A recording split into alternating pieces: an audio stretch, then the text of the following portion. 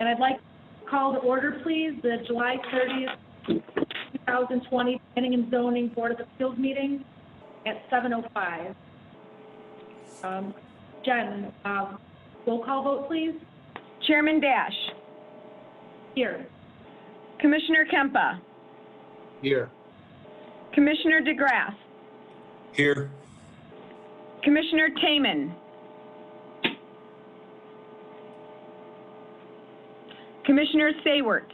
Here. Commissioner Patel and Commissioner Mellon are absent by prior notice. We do have a quorum. Actually, Jen, I'm here now. Okay, Commissioner Patel is now here. Did we hear, though, if John Taman stated if he was present? I didn't hear it. I did not hear if he was present. Okay, so then I guess unless Patrick, we can see if he's logged in, maybe he's not unmuted.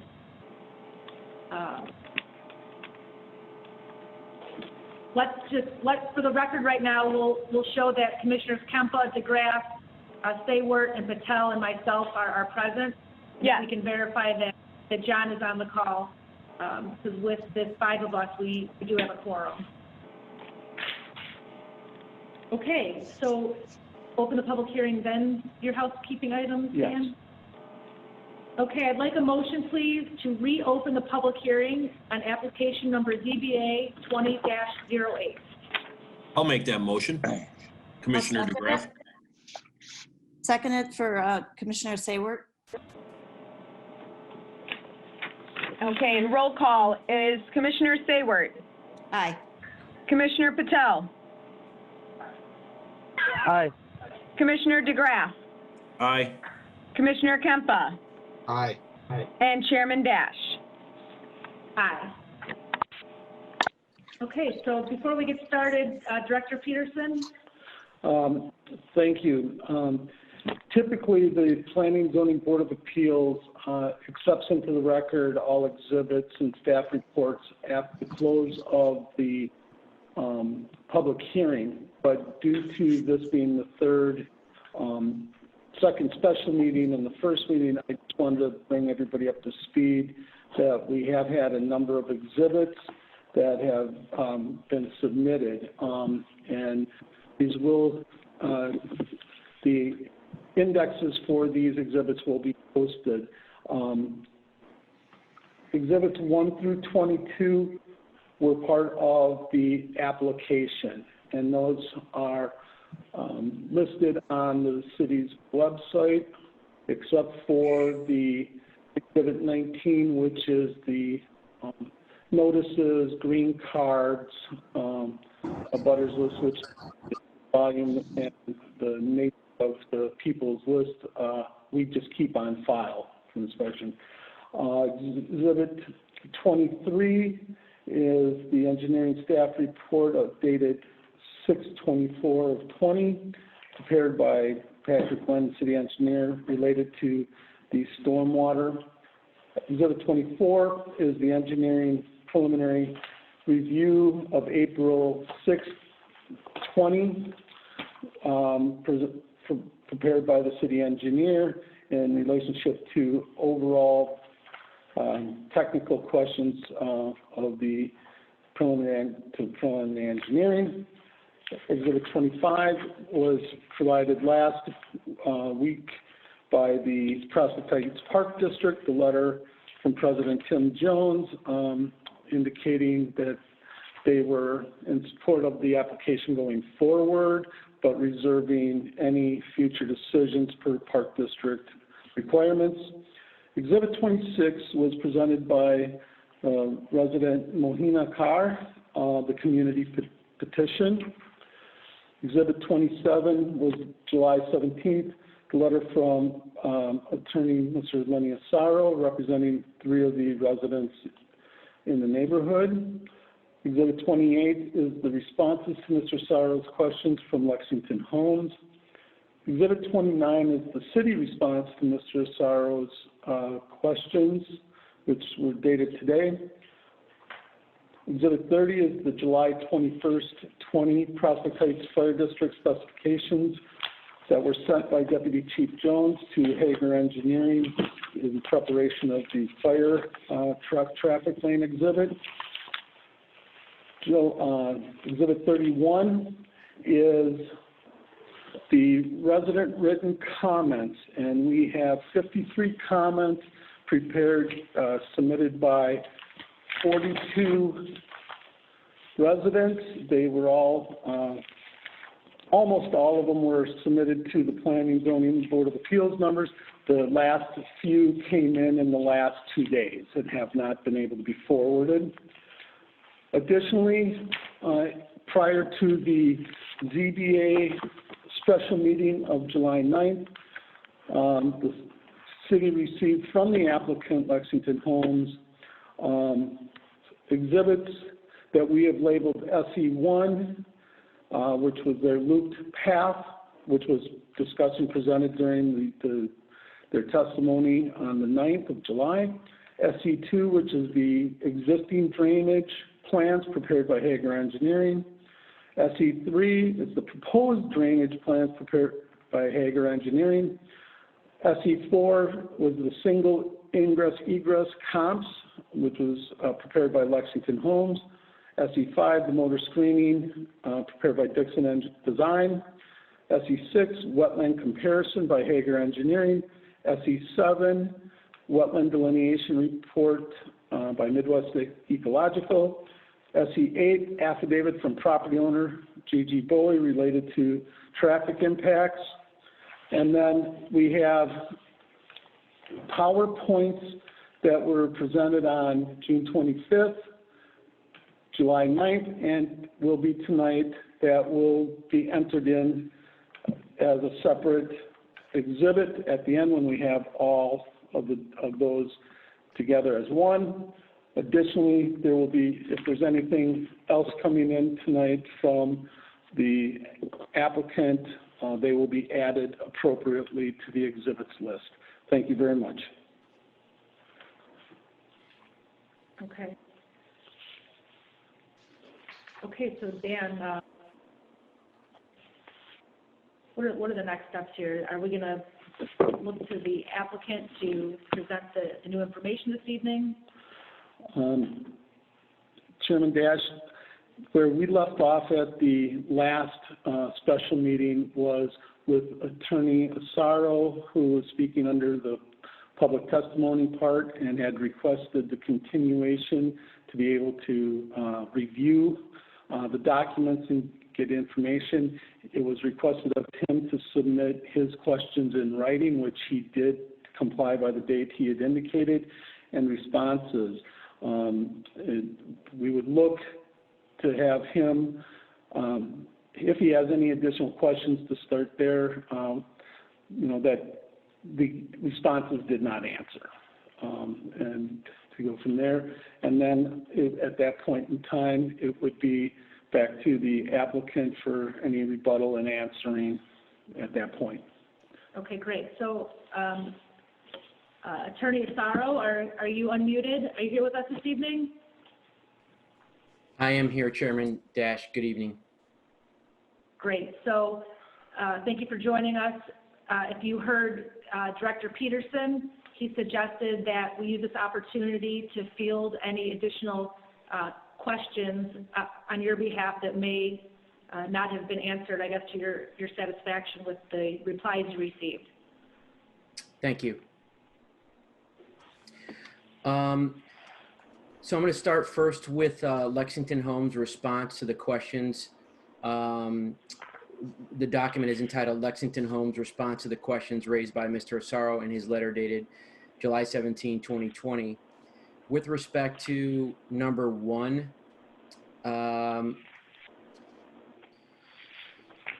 this is Commissioner Kempat. Daniel, does Mr. Asaro need to be sworn in?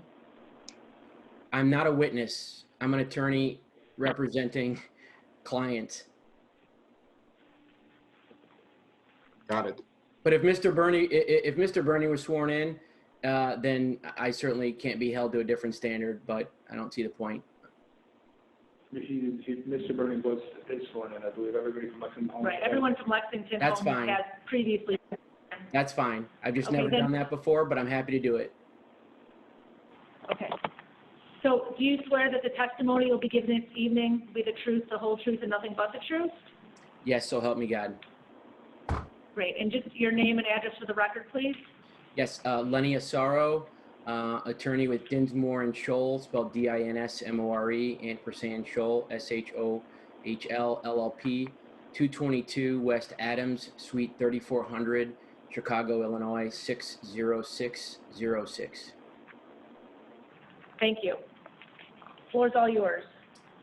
Thank you, Chairman. With respect to item number 2, the question pertained to the title commitment, and the answer was that the title commitment was included in the application. The application that was uploaded contains actually one page from the title commitment, and it only includes Schedule A, and the page does not refer to the easement with the Park District. This is just an informational question. Will the city or the applicant provide the entire title commitment? Yeah, I don't see why that would be a problem. Thank you. It's not a problem. Thank you. Yeah. Thank you.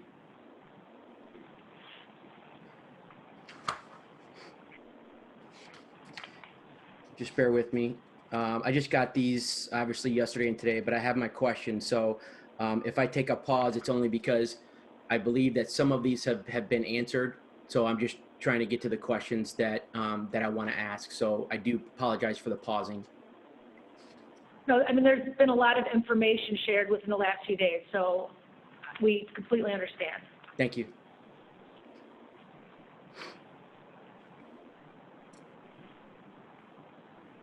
We have 3.5 hours, so.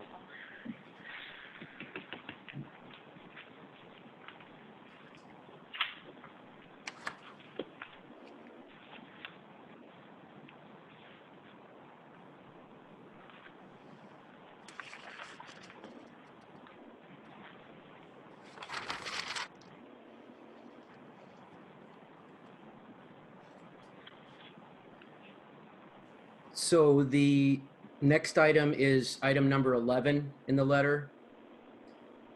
The response to the letter in bullet point number 2, or to the question, it says, see also zoning density exhibit dated July 23rd, 2020, submitted with this written response. The written response that I received via email from Mr. Peterson contained the 14-page written response from Lexington. I'm just sure maybe it was just an oversight or inadvertent, but the zoning exhibit dated July 23rd, 2020, submitted with this written response was not attached. Does the city have that? Does the commission have it? Would they be able to provide it to me? Yes, we did get it, and in an effort for time, we did forward the applicant's response. It has been distributed to the PZBA and will be provided to you, and it's, I believe, in the presentation tonight that will be in the PowerPoint as well. So I will get that to you first thing tomorrow. Is that this, Dan? Yes. This document? Yep. Okay. Okay. So, sure. That exhibit, I'm sorry, that exhibit, came in and hasn't been officially brought into the mix yet, but it will be, and you will get a copy. We'll be happy to discuss. Madam Chairman, if slide 61, if Patrick could go to slide 61, it's put it there. And what we did is transmitted this letter and answers in a number of these slides at the same time. So there was a disconnect on our part that Mr. Asaro didn't get it. But this is the exhibit that we were referencing in our written comments. thank you. Looks like the, sorry, it's just providing some comparable densities in the region, regional densities is what it's providing. So it's just showing how this project may compare to what Lexington believes are some other projects in the area. Okay, thank you. I'll take a look at that, and if I can ask some questions in order to move this forward this evening, I'll do my best to do that while the applicant presents on it, but I'll defer at this point in terms of that particular exhibit or that slide. Thank you. Did you get any feedback?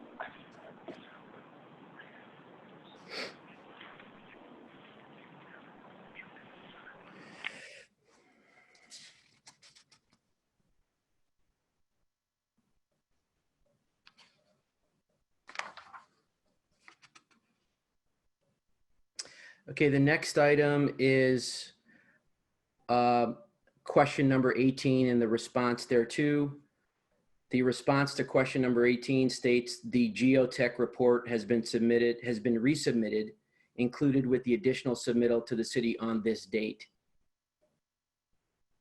Was that something that was submitted to the city along with the answers to the questions? And if so, could I be provided with that report?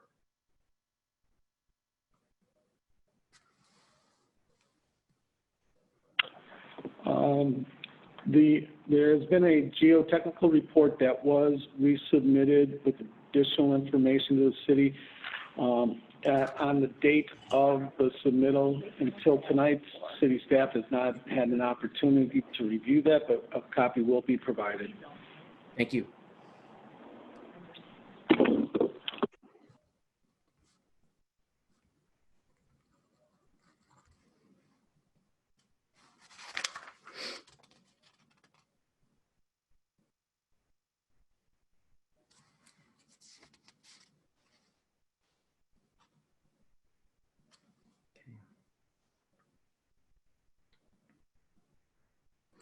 With respect to question number 22, the question was, does the applicant know the basis for the original prohibition of the northbound left turn movements?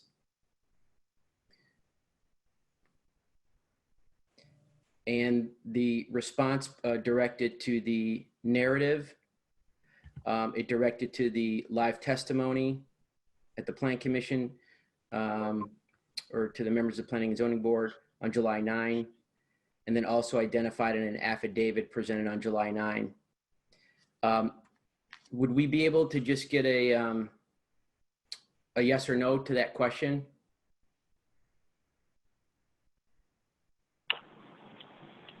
Yeah, it's Tom Burney again. The affidavit indicates that the no left turn was because of the traffic that was coming to and from the school, actually, yeah, to and from the school hours, and for reasons that the city council at the time reasoned, they installed that no left turn condition at that location. We have a traffic engineer here. We seriously question whether that left turn sign meets warrants, and the city, of course, is bound by warrant law when it puts up those kinds of traffic controls. So that wasn't a one-word answer, sir, but that's what we understand to be the circumstance. Okay. And what you described was the response to the basis for the sign to begin with. Thank you. Yes, sir. Thank you.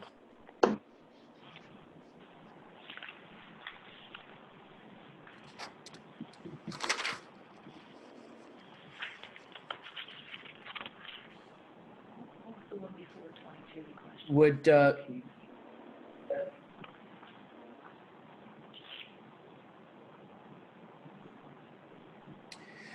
Mr. Abuna be able to answer number 23? Will the proposed townhome development have an increased impact on the area roadway with respect to daily two-way traffic in, out, and in total? And this question was based on one of the tables or figures in the report.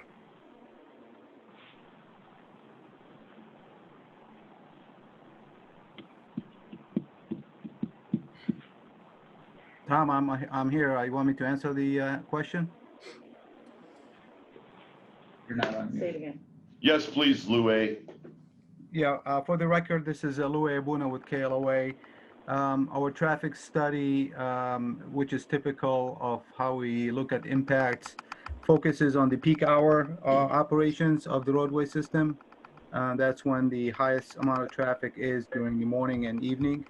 And the study showed that the impact is not going to be significant, could be managed by the roadway network and the intersections. We did cite in the report the daily traffic that will be generated by the proposed development. It's shown on table 2 on page 10. And, you know, when you look at the daily traffic as compared to the traffic on the adjacent major roadways, it's very clear that the increases will not be significant and again would be accommodated by those roadways. Thank you. With respect to question number 24, question 24 pertained to Exhibit 16, which is the KLOA report. And the question was the applicant asked by the city to show a trip generation comparison between a potential multiple single-family home development on the proposed site and the proposed 69 townhome development on the proposed site? The KLOA report mentions the word single-family homes only on one page, I believe, and that's page 4, based on at least a PDF search and my review of the report. So my question is, was the applicant asked by the city to show a trip generation comparison between a potential multiple single-family home development on the site compared to a proposed 69 townhome development on the site? Mr. Asaro, do you have a single family plan that you're thinking about? Do you have a sense of how many single family homes under the city's current zoning regulations could be developed on this ground? I didn't do an analysis of that, and quite frankly, so that's the answer to your question. I could, but I didn't. Okay, so Louis, you can answer the question. Well, actually, the question just says, was the applicant asked by the city? That's all. All right, that's typically an unusual question for a city to ask, but you're right, it's the city's answer to give. Thank you, sir. The city did not ask for a single-family comparison due to the current R1 requirements that that lot would generate less than 6 single-family homes. So at 12 cars, it was not necessary to ask for that comparison. Thank you.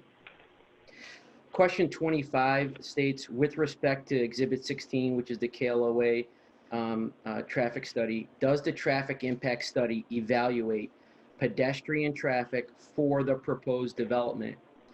The page 7 of the KLOA study evaluates, quote, existing traffic volumes, close quote, and pedestrian counts. It's under the section existing, but does not contain an evaluation of the pedestrian traffic for the proposed development. Put it another way, for the projected development. Was that done with respect to pedestrian traffic? Yeah. Please, Louis. It was done to the extent where our count data encompassed any pedestrian activities that were observed in the area. But, you know, in terms of specifically, evaluating any pedestrian traffic, that was, you know, only contained to the extent of the trip generation and the amount of traffic that the development would generate during the peak hours. Code required them to. Right, so it's. Okay, thank you.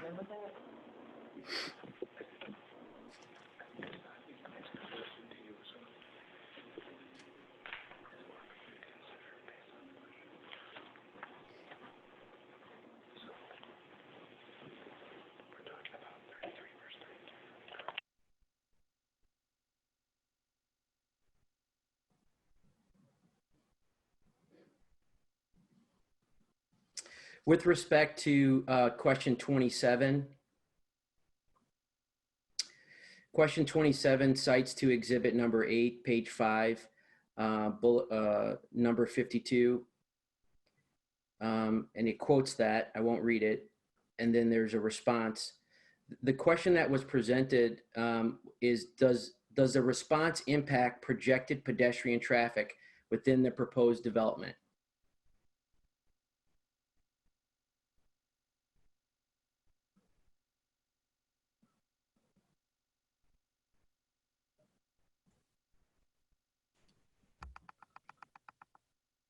Is that question able to be answered, yes or no?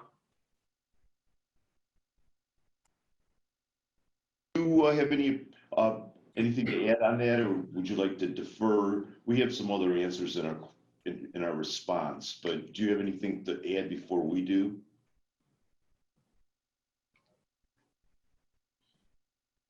Louis? I'm sorry, Tom, I didn't hear the beginning of the your answer. You cut off. Yeah, Louis, do you have anything to add or provide in response to Mr. Asaro's question, or would you like us to respond? I'll defer to you, Tom, on this one. Okay, so there is a diagram of pedestrian access, the looped access road around the detention area. We have, in terms of this process, continued to try to improve the plan. There is an inherent conflict between the guest parking spaces and pedestrian access, and we believe that we have limited conflicts as much as possible. Nate, is there anything more you want to say? I think visually this would be depicted on slide 40. But no, I think what Tom just referred to was really the design layout to address. Actually, this was part of our last supplemental exhibits that were provided in response to Plan Commission questions or ZBA members' questions, and pointing out that currently there's a circular path kind of connecting through Meter Park and the adjoining Pleasant Run Park. So this was in response to that, to create that pedestrian circulation. Of course, we don't connect to any city sidewalks in Prospect Heights or the adjoining Wheeling neighborhoods for that matter. So inherently the pedestrian circulation, if you will, is circular. It's circulating through the community. And as Tom pointed out, we do have the conflict of perpendicular parking, guest parking, driveways throughout much of the project. So we've kind of accommodated our internal sidewalks and this highlighted walking path system through the parks and integrated those together internally. Again, there isn't really much sidewalk other than park pathways to connect to externally. Thank you.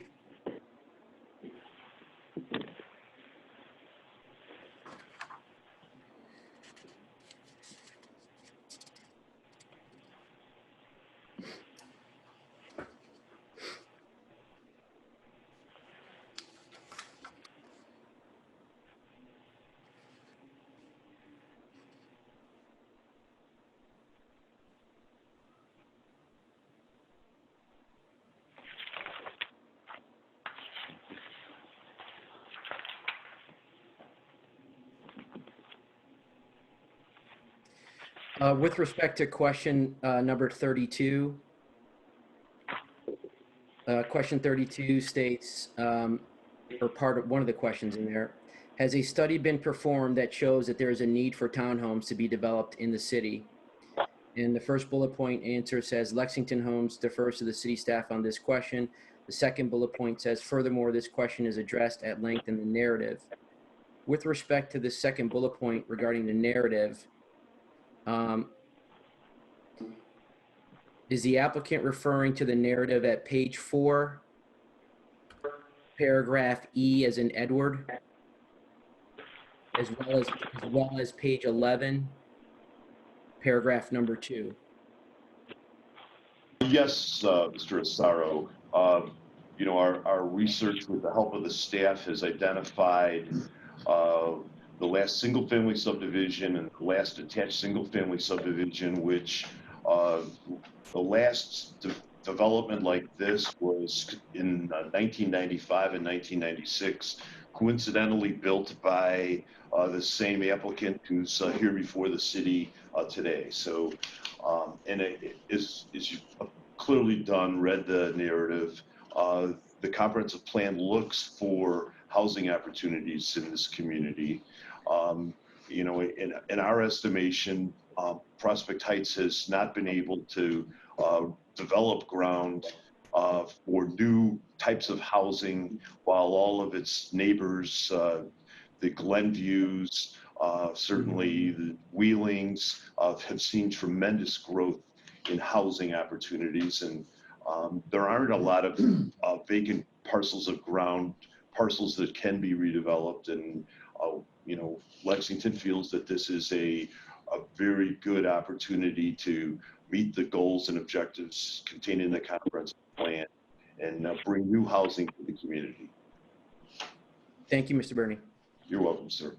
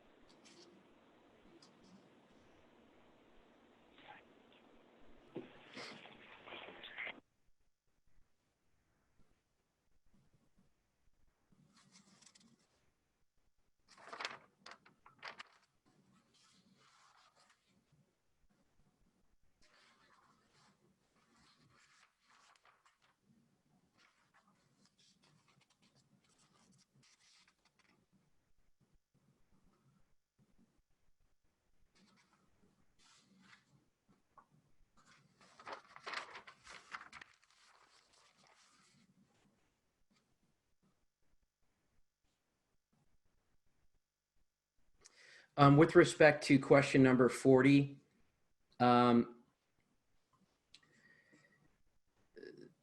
first bullet pointed answer is addressed in the narrative. On this one, is the applicant referring to the narrative at page 5, paragraph G as in go?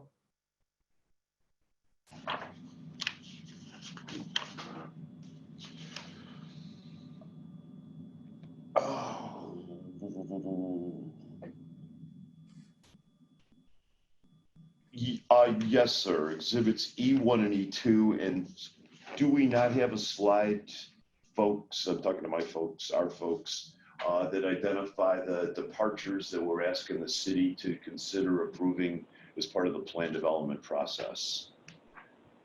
And I think, Madam Chairman, these are in our second supplemental set of slides, but you'll recall that either yourself or another member of your commission asked us to make this more user-friendly in terms of what we're asking for. Would be slide 75. I think probably summarizes it best. Right. Thank you. So that first question that I asked was just to basically tee up the next question, which is using Exhibit E1 and Exhibit E2 that's referenced in the narrative, could the applicant show the affected areas that are the subject matter of the question? You ready, Yasin? What, I don't understand the question. He would like us to show where the departures from the requirements, from the bulk requirements are located. No. I'm actually only asking about one specific one. The 5'7"? The side yard setback and the affected areas related there too. I thought we did this the last time, so let me, do we have any, our team is looking. Sure. And I think to the team, what I was referring to, and it may not be there, was Exhibit E1 and E2, because that's where I got those exhibits from the narrative. You want to go to, East and west line is what we're talking about. so go to slide 48, please.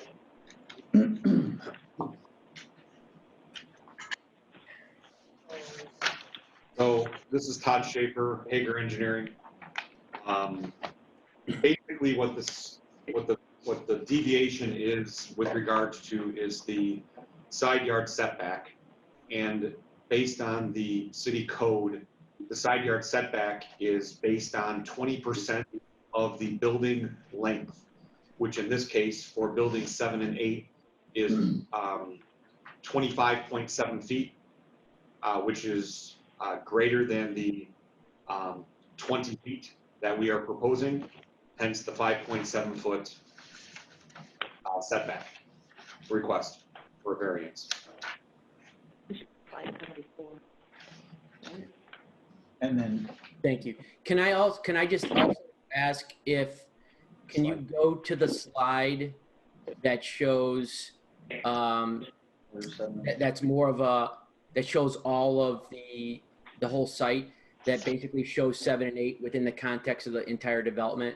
You like the site plan, right, sir? Yeah, just so that I could see what is on the, I don't know what north and south is on this drawing, that's page 48, but just so I can just see a context. I think slide 74 is going to be presented this evening that feels like it's speaking to what you're looking for. Yes. So this shows. Thank you. Right, yeah. so buildings 7 and 8, Mr. Asaro, are the two buildings immediately north of the cul-de-sac, west of the stormwater management area. That the 20-foot side yard that Todd was referencing in the blown-up exhibit would then be up against the parking area for the apartments, condominiums to the west of us. Great.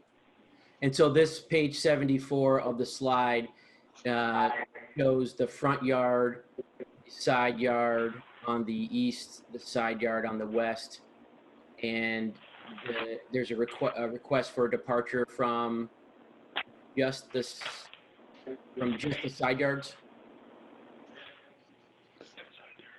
That's correct, sir. Okay.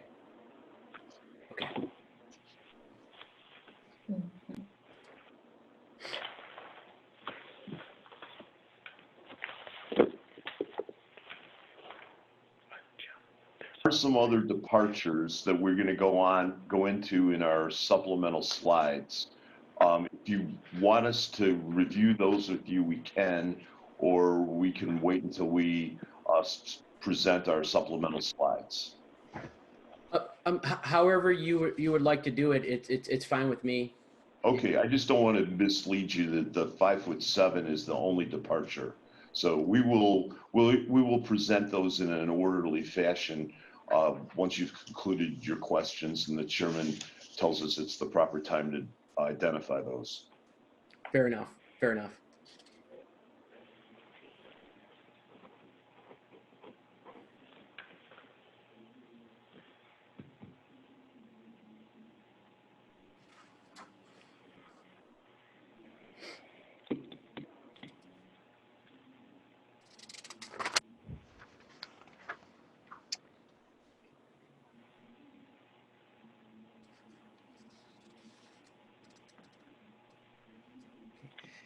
With respect to question number 49,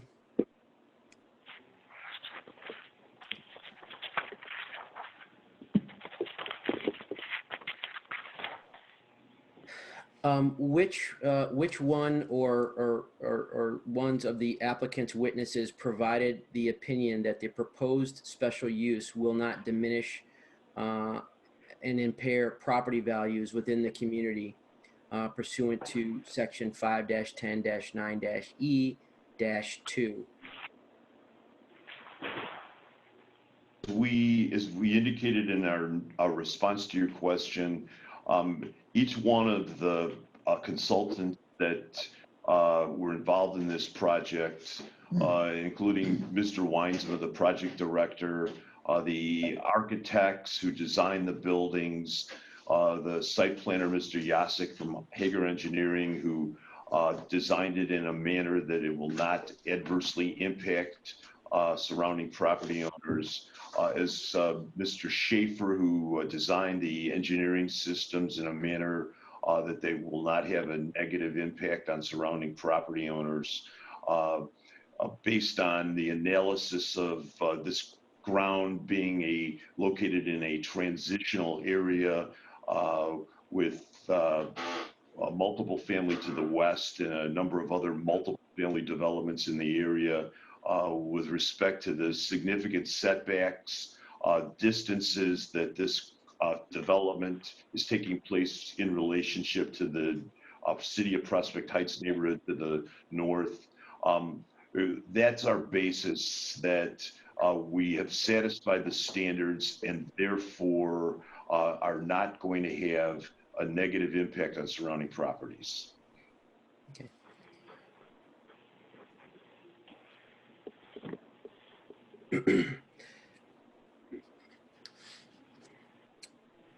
Did any of those witnesses then that are identified with respect to whether or not the proposed special use will not diminish or impair property values within the community, did any of the witnesses perform an analysis as follows?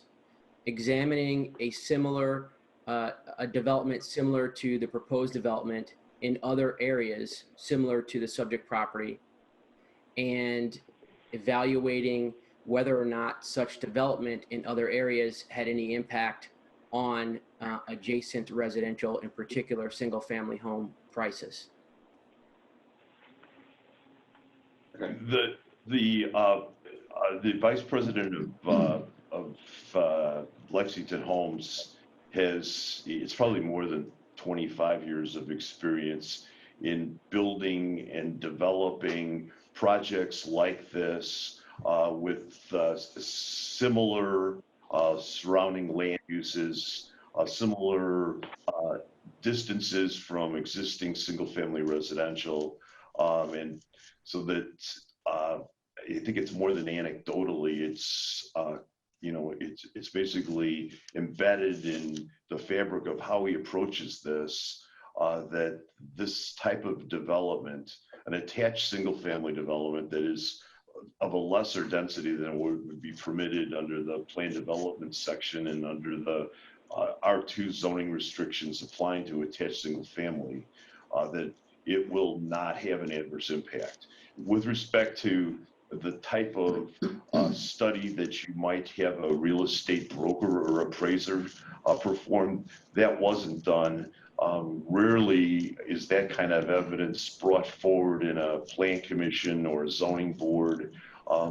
We rely on being able to satisfy basically the LaSalle factors of consistency with the surrounding land uses and zonings, and that all of the infrastructure that is proposed will be done in a manner that's consistent with the village's ordinances. So if you'd like to hear more from Mr. Weinsma, he's available, sir. But that would be our answer. Okay.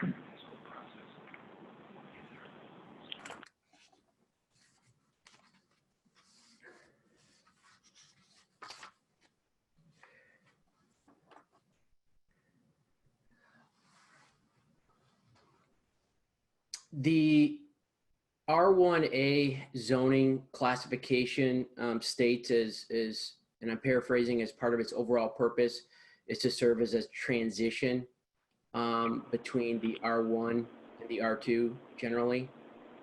Other than the fact that the proposed development seeks to develop attached multi-family dwellings, which is permitted in the R2, is there a reason why this application proposes to rezone this property to an R2 and skip it, even though the properties to the north within the city are R1, and thus skip over the R1A?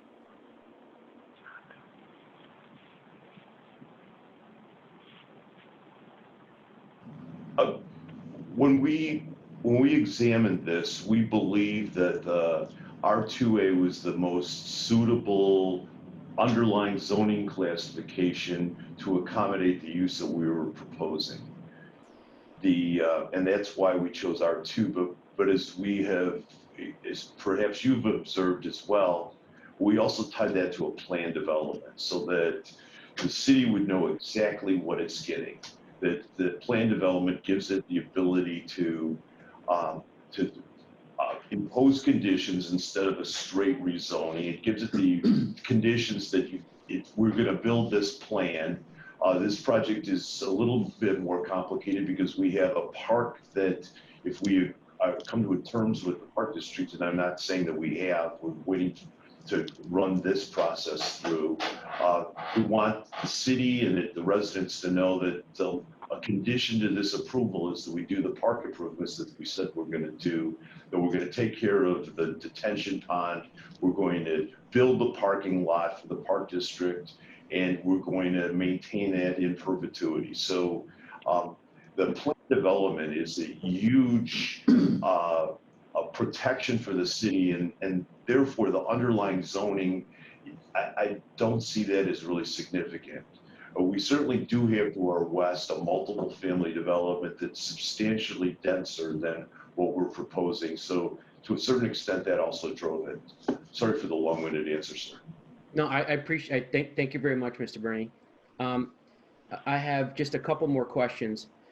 The zoning code provides for special use plan unit development in the R1A zoning district. However, the R1 district and the R2 district do not specify as a special use a plan unit development. Is the basis for the applicant's application for a zoning map amendment to the R2, which does not identify as a special use a plan unit development, is the applicant's basis for asking for the plan unit development, general plan unit development section of the code?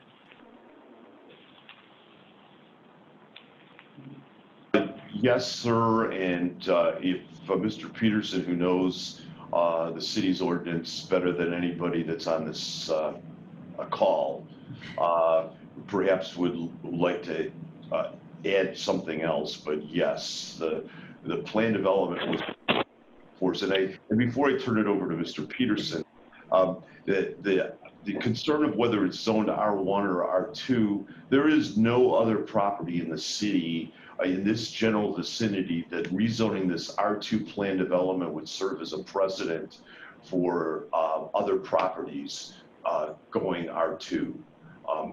We examined it, felt that the R2 is the most appropriate district, and didn't see any problem with proceeding with a special use for a plan development.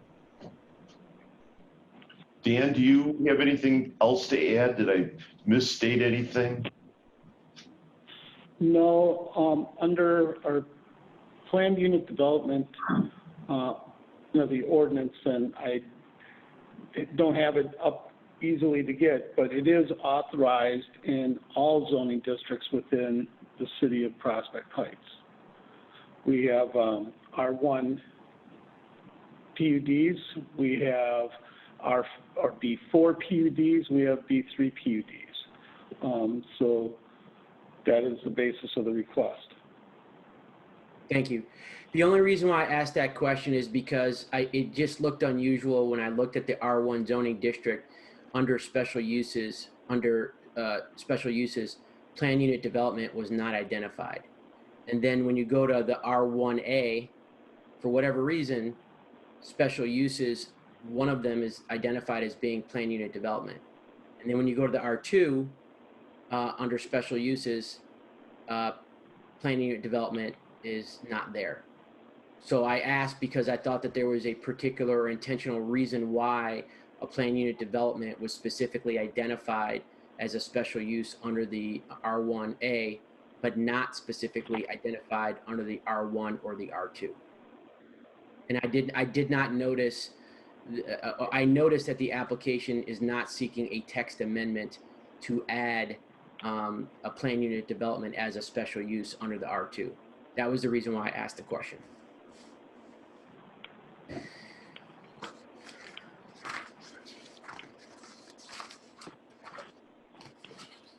The answer to why the R1A has it is back in the late 1970s and 80s when the Rob Roy subdivision and the villas at Rob Roy were being contemplated. They established the PUD as a special use, and it followed within the planned unit development section of the zoning code, which, you know, can be sought for in all districts. Okay. Thank you for that answer. Okay.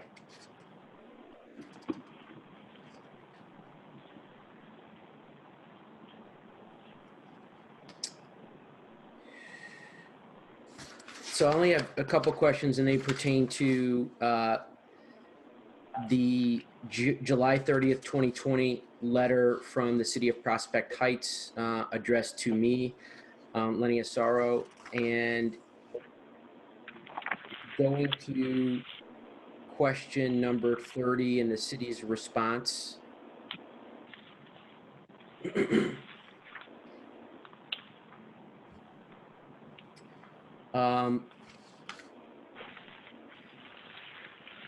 response to the question, which states, on what page in the comprehensive plan does it state that the future use of the subject property is housing, residential, single-family, or multi-family dwelling? The city's response is refer to section 3.1, land use, page 61, under recommended strategies.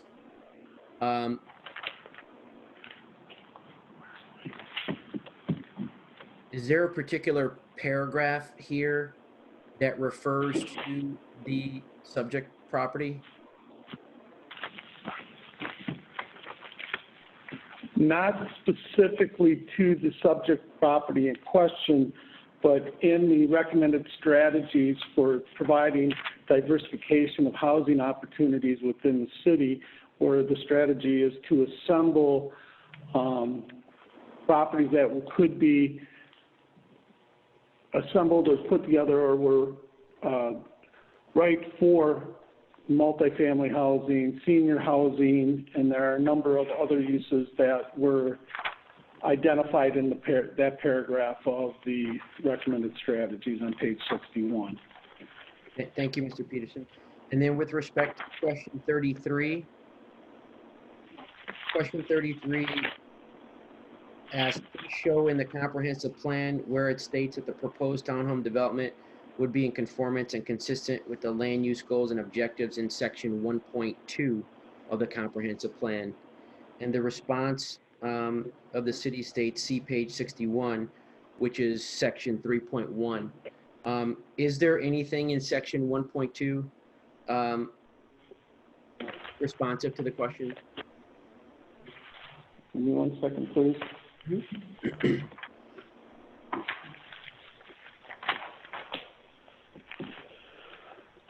Under land use goals and objectives on page 17, which is 1.2 in the plan, vision, goals, and objectives of the comprehensive plan, bullet point number 4 specifically states identify parcels that can be assembled for development to encourage right-sized development, including retail, mixed-use, office, multifamily, or senior housing.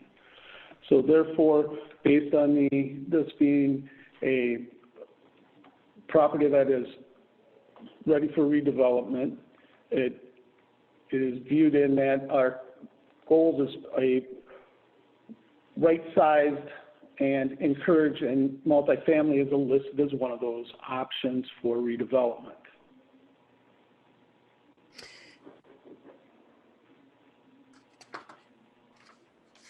And does this application include a request to amend the comprehensive plan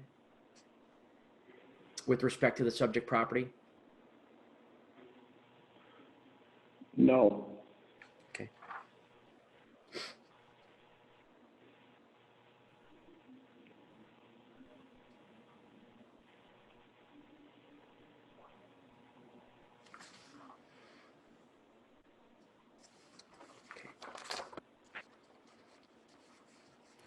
So, thank you, Chairman.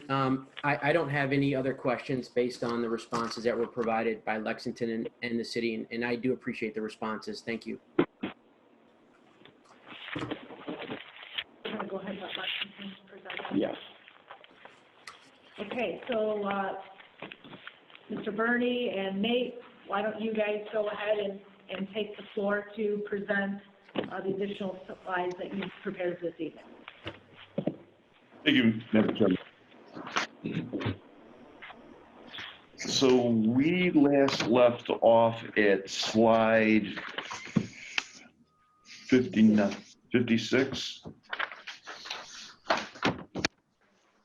Yes, 50.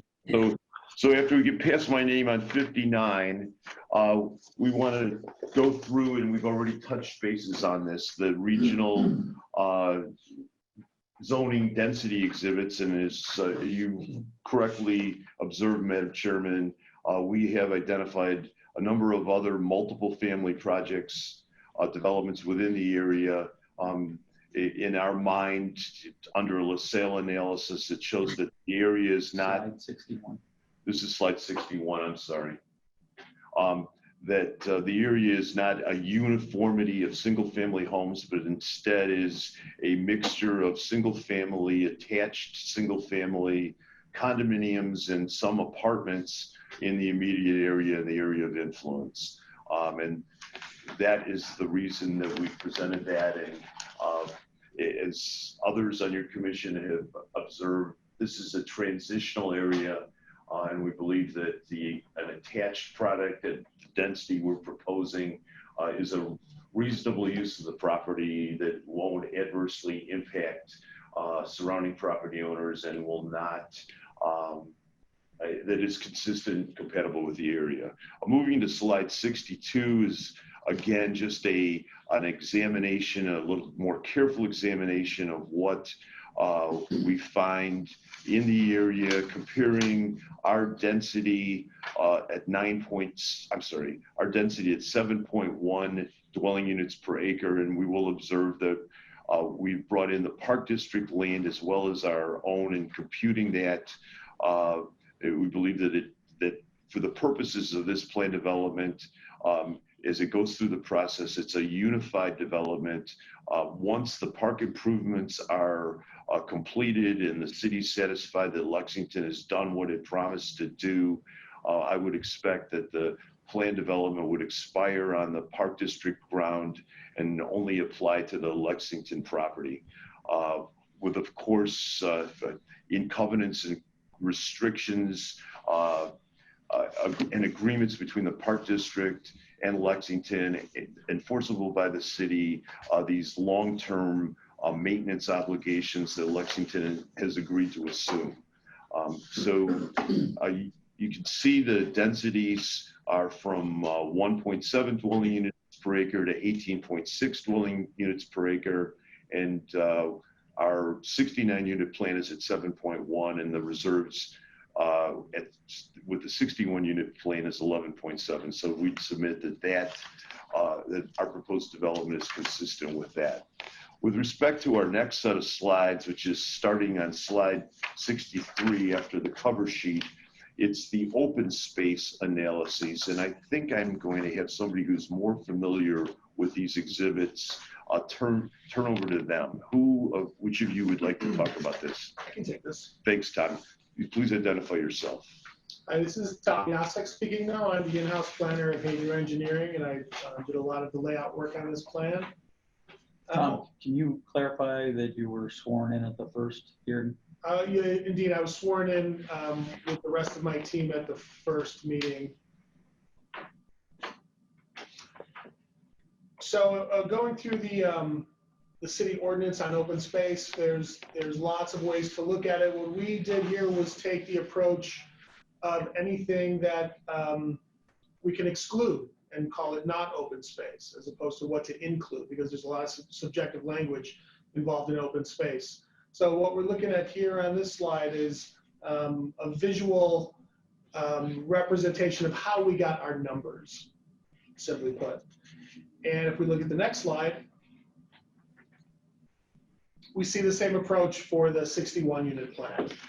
We're basically, if it's not building or roadway or parking, we're including it in our calculations as open space.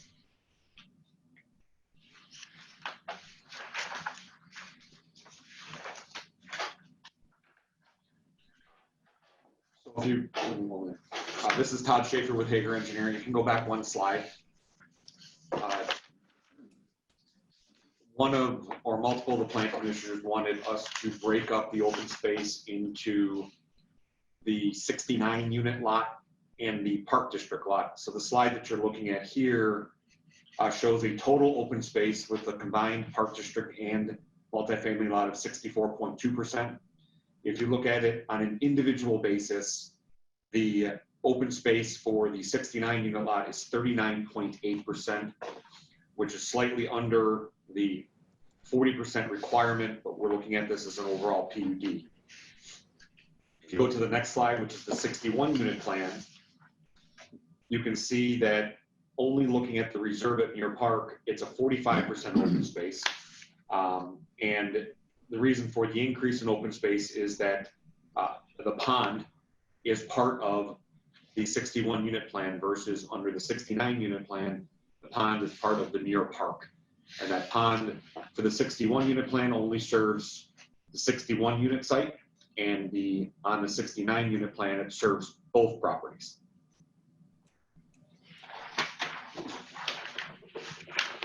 So if there's nothing further on that, then we were going to move on to the building height exhibits. And Nate, would you like to go through these, starting on slide 68?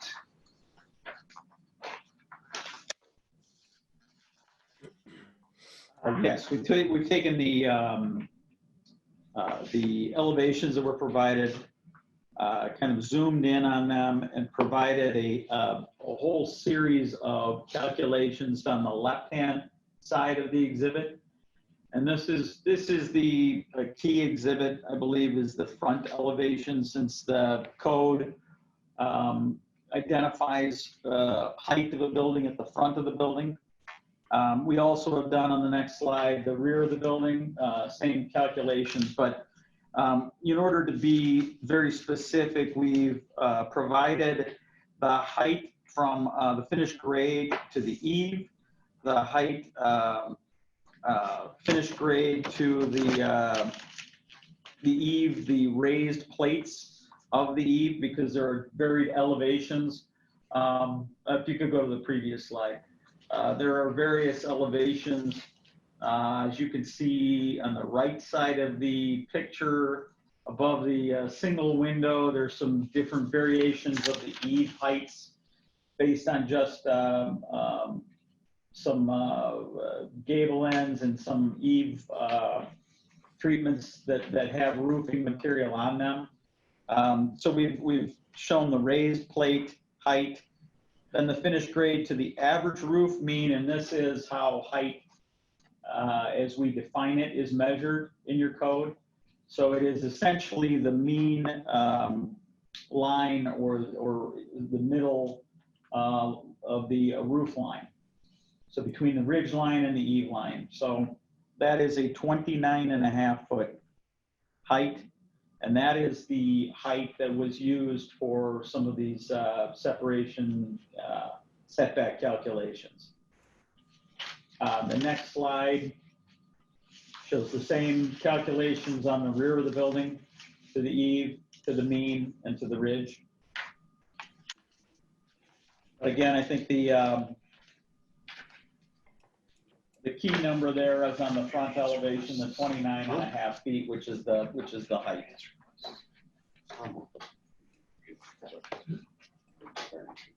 All right, anything further on that, Nate? No. Otherwise, we would like to move to the variance requests, exhibits, and really the chart is on page 71. And again, Mr. Yasik will describe these charts. So in an effort to make all the calculations easier to understand and track the ordinance, we've included here the PUD quantitative summary. And this is from the PUD section of the ordinance in order, and we're listing our proposed calculations as well as where applicable the required values. And you can see, for example, in density, the required for R2 is 3,000 square feet of lot area per unit. And by our calculations, we come in at just over 6,000 square feet per unit, 6,138 square feet per unit.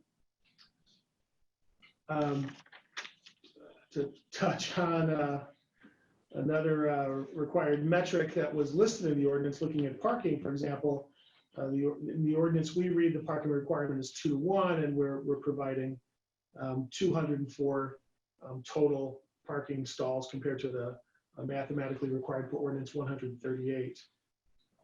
So this is a list of basically all the things that are quantified in this table, the quantitative summary of the PUD.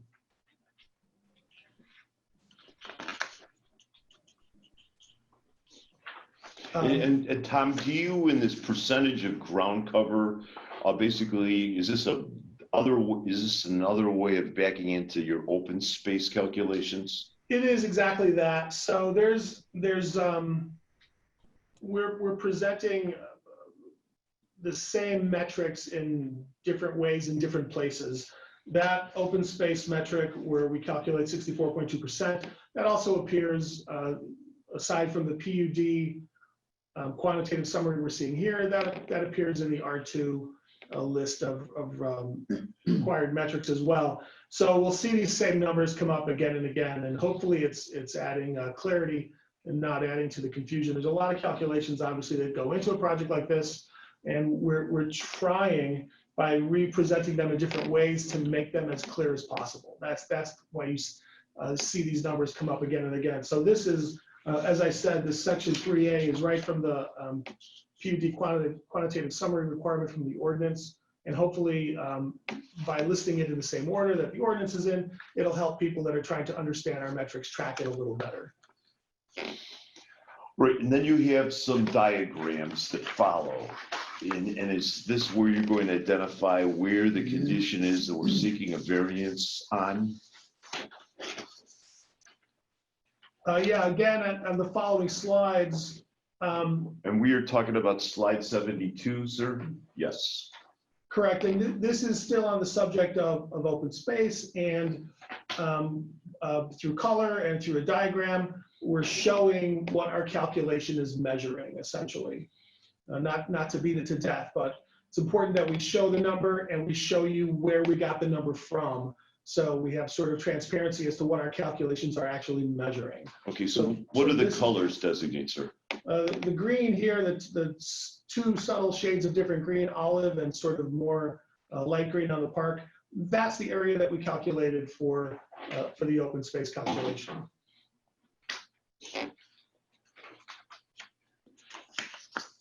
All right, are you ready to move on to variance exhibit C? You know, Did you want to say something, please? Yeah, one thing I would point out, and it doesn't make a lot of difference, but it does, it will incorporate as part of our development.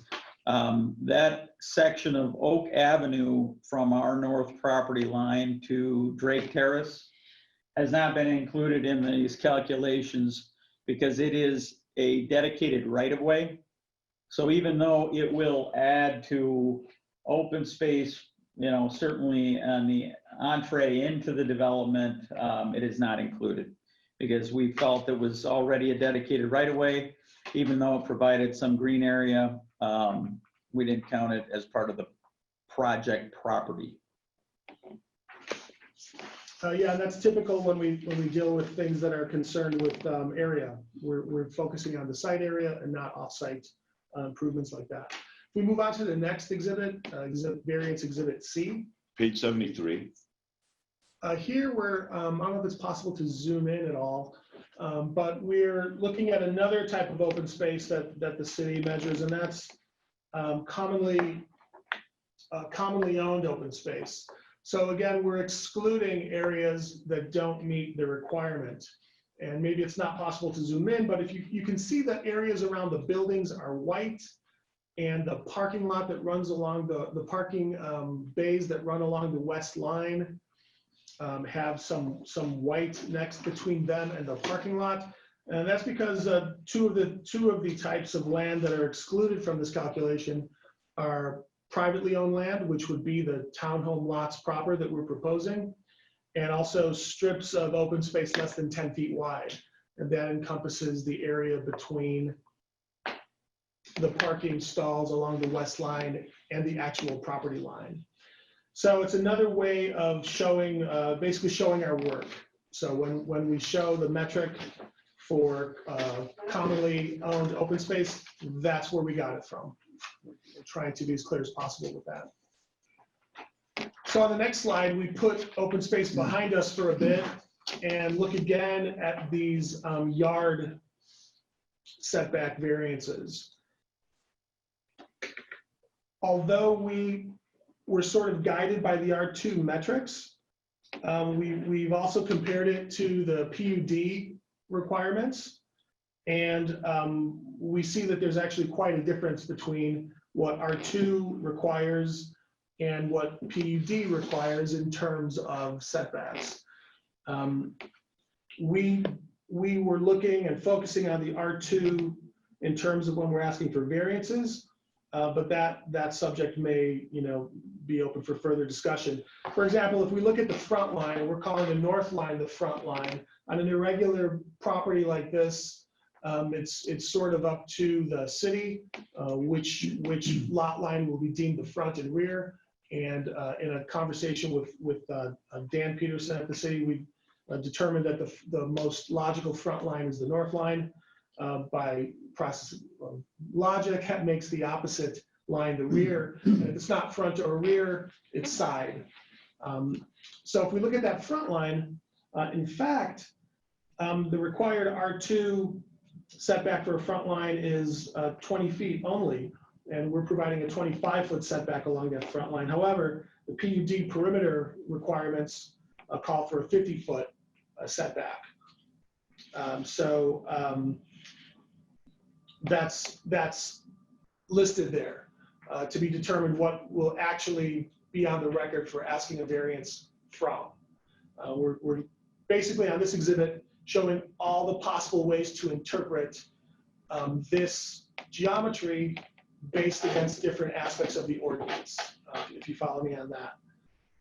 It gets a little more complicated on the side yards, where the calculation of the side yard setbacks becomes a function in the PUD requirement of the situation in the adjacent zoning. So we've got, as you're probably aware by now, different zoning on east and west, also a different village. So based on those factors, we determined that on the west line, the required PUD setback would be 35 feet, and on the east, 30 feet. We have different zoning on the west and east. So this is basically showing what line is what in terms of front, rear, and side, and showing every permutation of the variance that will ultimately be requesting. And if you move on to the next slide, you see the same information in tabular form. So looking at the top half of this table only, where we're talking about the 69 unit plan, our preferred plan, and the one we're considering sort of our plan A, we can see the required values in the left-hand columns for yards, front, east and west side, and rear, as well as for building separation. And you can see at a glance the PUD, if we look at, for example, the front yard, the north line, the PUD required yard is 50 feet, R2 is 20. If we continue to read that row to the right, we can see that we're proposing in our 69 unit plan a 25-foot setback. So the maximum variance that we may be seeking is 25 feet, and that would be based off the PUD value of a 50-foot perimeter there. Were we being held to the R2 in that case, we'd be in compliance. We're proposing 25 feet, and R2 requires 20 feet. So it's not simple, but the data is there, and I think if you read the table, you can track it. Let's look at one more. If we look, for example, at the east setback, reading from left to right, PUD requires 30 feet. As explained earlier by my colleague Todd Schaefer, we calculate the required R2 as 25.68. We're proposing 25 feet. And so for R2, a variance of 0.68 feet would be required, but the maximum variance potentially we're requesting if being held to PUD would be 5 feet, the difference between 25 feet and 30 feet. So I hope that sort of clarifies some of the calculations that we have to do. Tom, can we just go back? Could we go back to slide 74? I just want to talk about the well house because we need an interpretation on that as well, correct? Yes. So do you want to identify where the well house is and then just explain the interpretation we need? So if you're looking at this slide and you see where we enter the development on the north, where our sort of S-curve starts, that's the pump house there. It's a small building, 660 square feet, give or take. And in all our excitement over adhering to the ordinance for our primary residential buildings, the pump house got a little bit overlooked. And in fact, it moved location a few times in the various iterations of the plan. And right now we're looking at a 10-foot setback, which would actually put it in compliance with R2. And we're hoping to come to some agreement as to the acceptability of that in terms of PUD perimeter, which as we've sort of discussed is quite a bit more strict.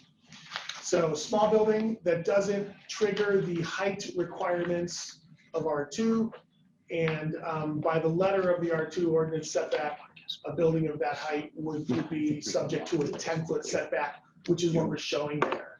I do understand that in terms of the PUD, which this most certainly is, we might have to specify a larger variance there moving forward. Thanks, Tom. Thanks for bringing it up.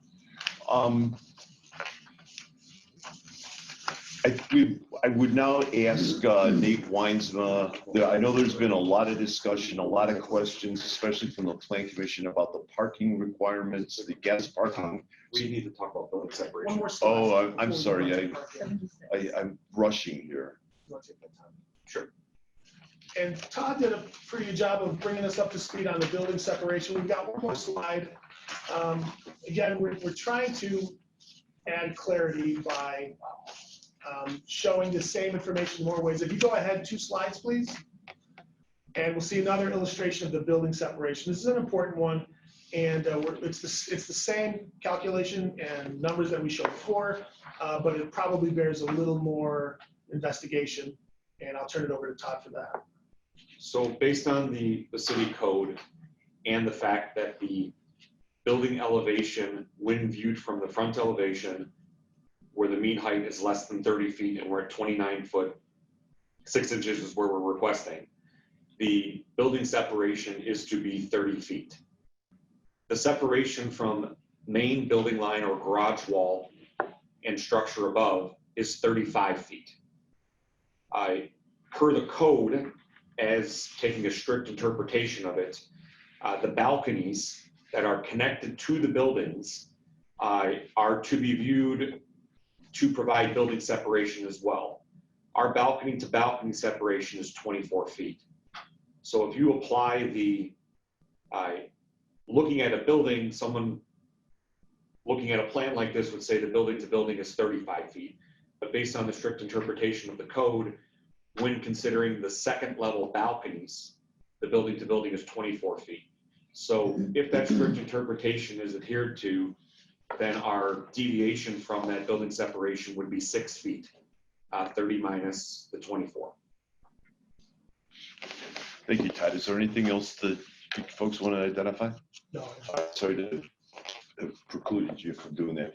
Nate, would you now walk us through the guest parking spaces in other communities in the immediate area that you're familiar with? Yeah, I won't spend too much time on these individual exhibits, but basically tying back to what Todd just covered, starting on slide 78, all the way up through slide 80, we have looked at other communities, and this whole section of our exhibits is labeled as guest parking exhibit, but when we look at the separation rear to rear that Todd just walked through, and we look at parking ratios, which was a topic of discussion at the previous hearings, we felt it was important to give some real life context and examples of communities where the rear to rear building to building is less than 35 feet, which is what we're proposing.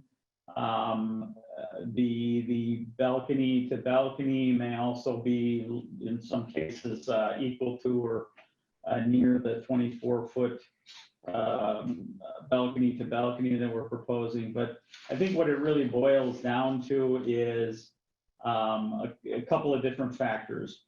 One being the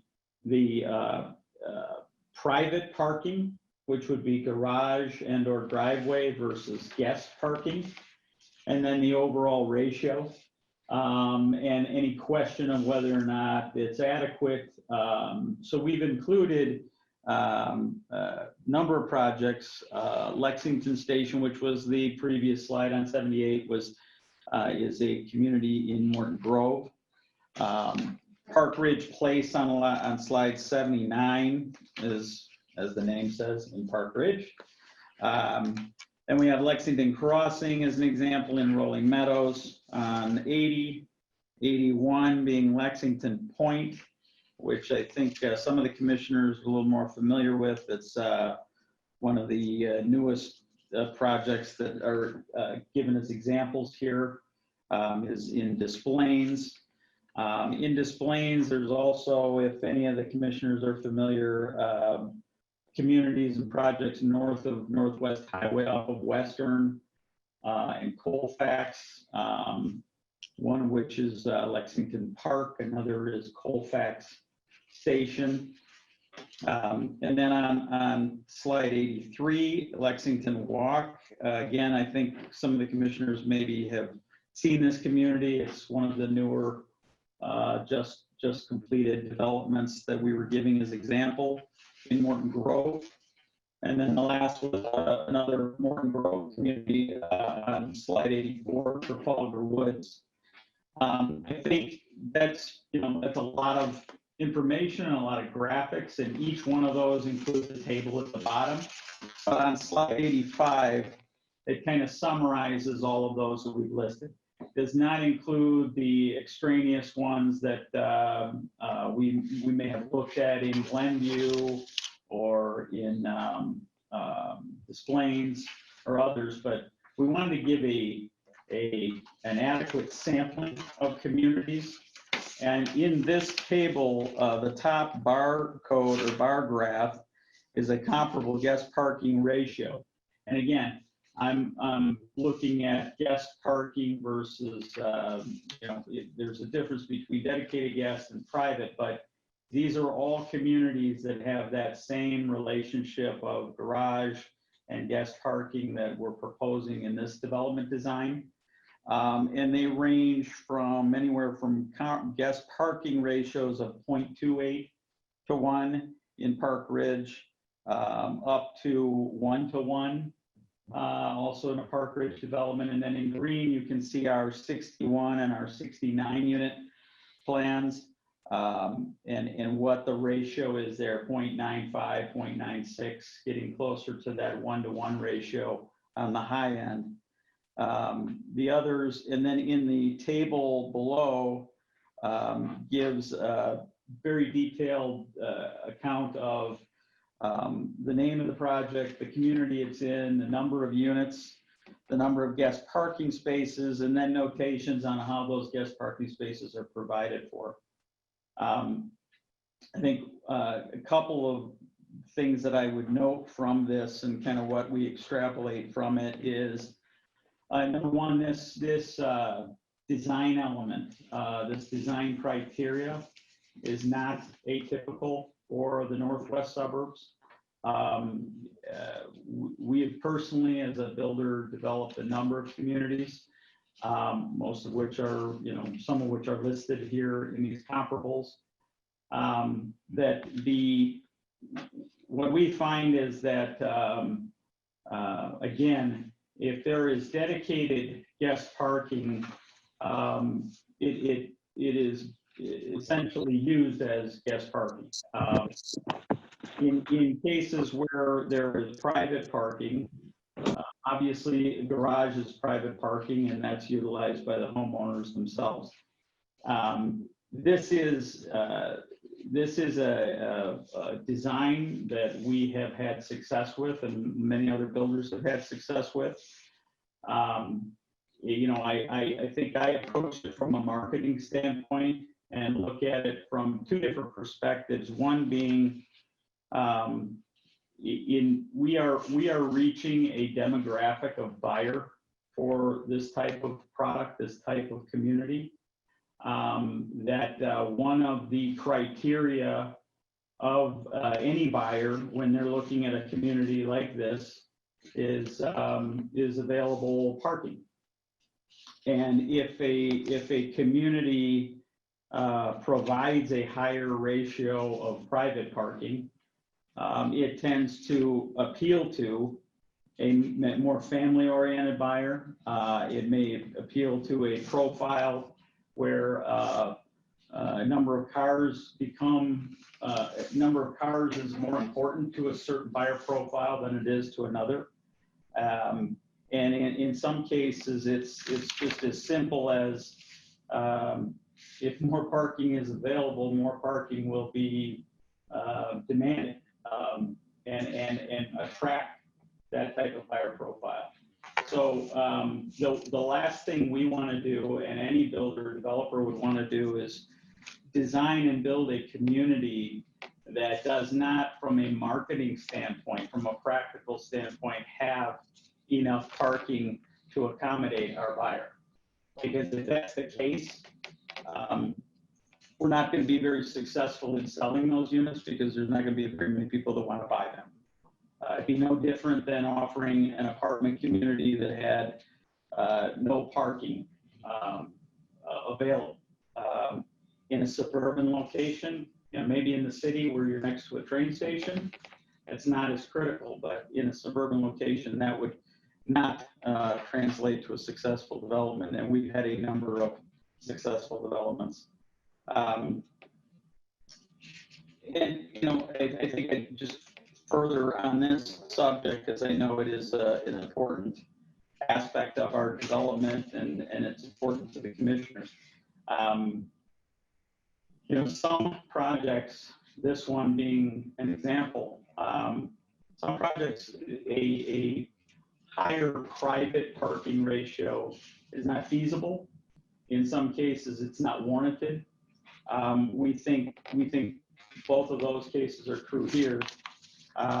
This site, as we were kind of discussing it earlier, this is a redevelopment, not unlike the redevelopments in Morton Grove or Des Plaines or Park Ridge that we've been involved in, where we are demolishing an existing building, demolishing existing or remediating existing parking lots, remediating environmental contamination, abandoning and removing existing wells, septic. We're remediating poor soil conditions here that are pretty extraordinary and extensive. And as part of the redevelopment, we're experiencing some other extraordinary kind of elements and aspects of this development, including, as we've talked about at length, is creating a private water system here, or a water supply system for this community. And all those things combined require that this be a certain size development, quite frankly. And in a more suburban setting where more, there's more land area involved, redevelopment sites like this that are inherently, I use the term infill because they are typically in communities whereby the surrounding properties are already developed. And in fact, the subject property itself is developed. This has been developed for years as a school use, as an institutional use. And we have to redevelop this site now for a new residential use. So just by way of example, I wanted to put this information in written form, provided to you in these exhibits that I think are fairly straightforward and easy to read, that really provide some perspective as to where this proposed community development fits in with other surrounding projects that are very comparable. So what we also want to do is just go into more detail, as we were invited to do so by the chairman, about the 61 unit plan. And just for a little perspective on this, it's Lexington's hope to come to terms and agreement with the Park District and to build a 69 unit plan.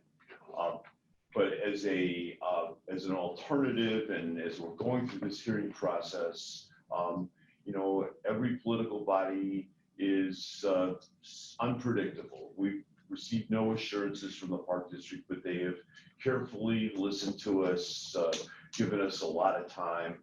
So we have now, what we're going to present to you is the engineering plans and the landscaping architecture plans for the 61 unit plan. We believe that all of the other standards have been addressed with respect to attached single family, the density, the open space, the departures that would be required. So I'd like to turn it over to Todd Schaefer to talk about the civil engineering and how this site would be designed as a 61 unit plan. And Todd, if you could just give us a little intro to the 61 unit plan itself, and then take it from there, and then just turn it over to Sharon Dixon. All right, again, Todd Schaefer with Hager Engineering. If you can go to slide 88, please.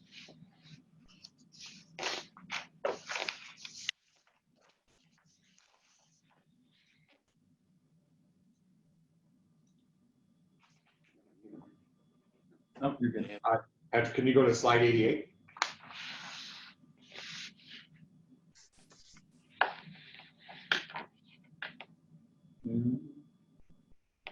Are we on? Somebody let us know if you can hear us. There we go. Thank you. All right, so just by introduction, this plan is in essence maintaining the existing Muir Park.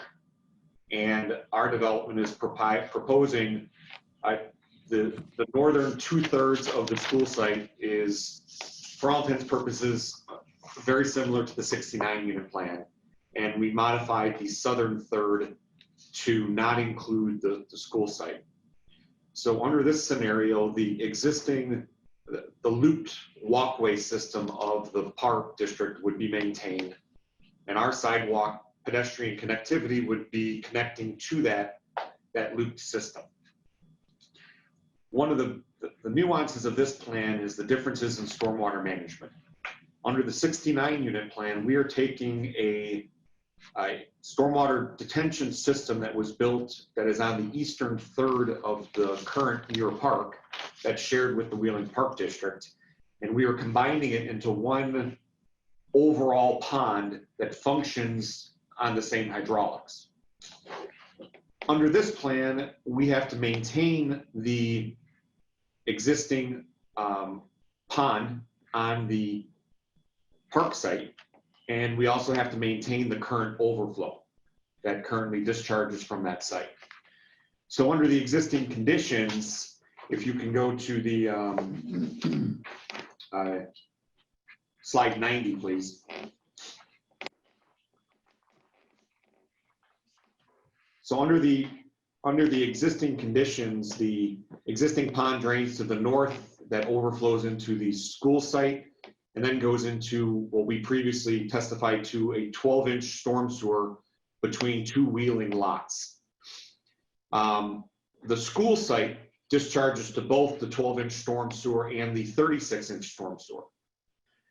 So the benefit of the 69 unit plan from a stormwater management perspective was we were considerably decreasing the discharge to the 12-inch sewer.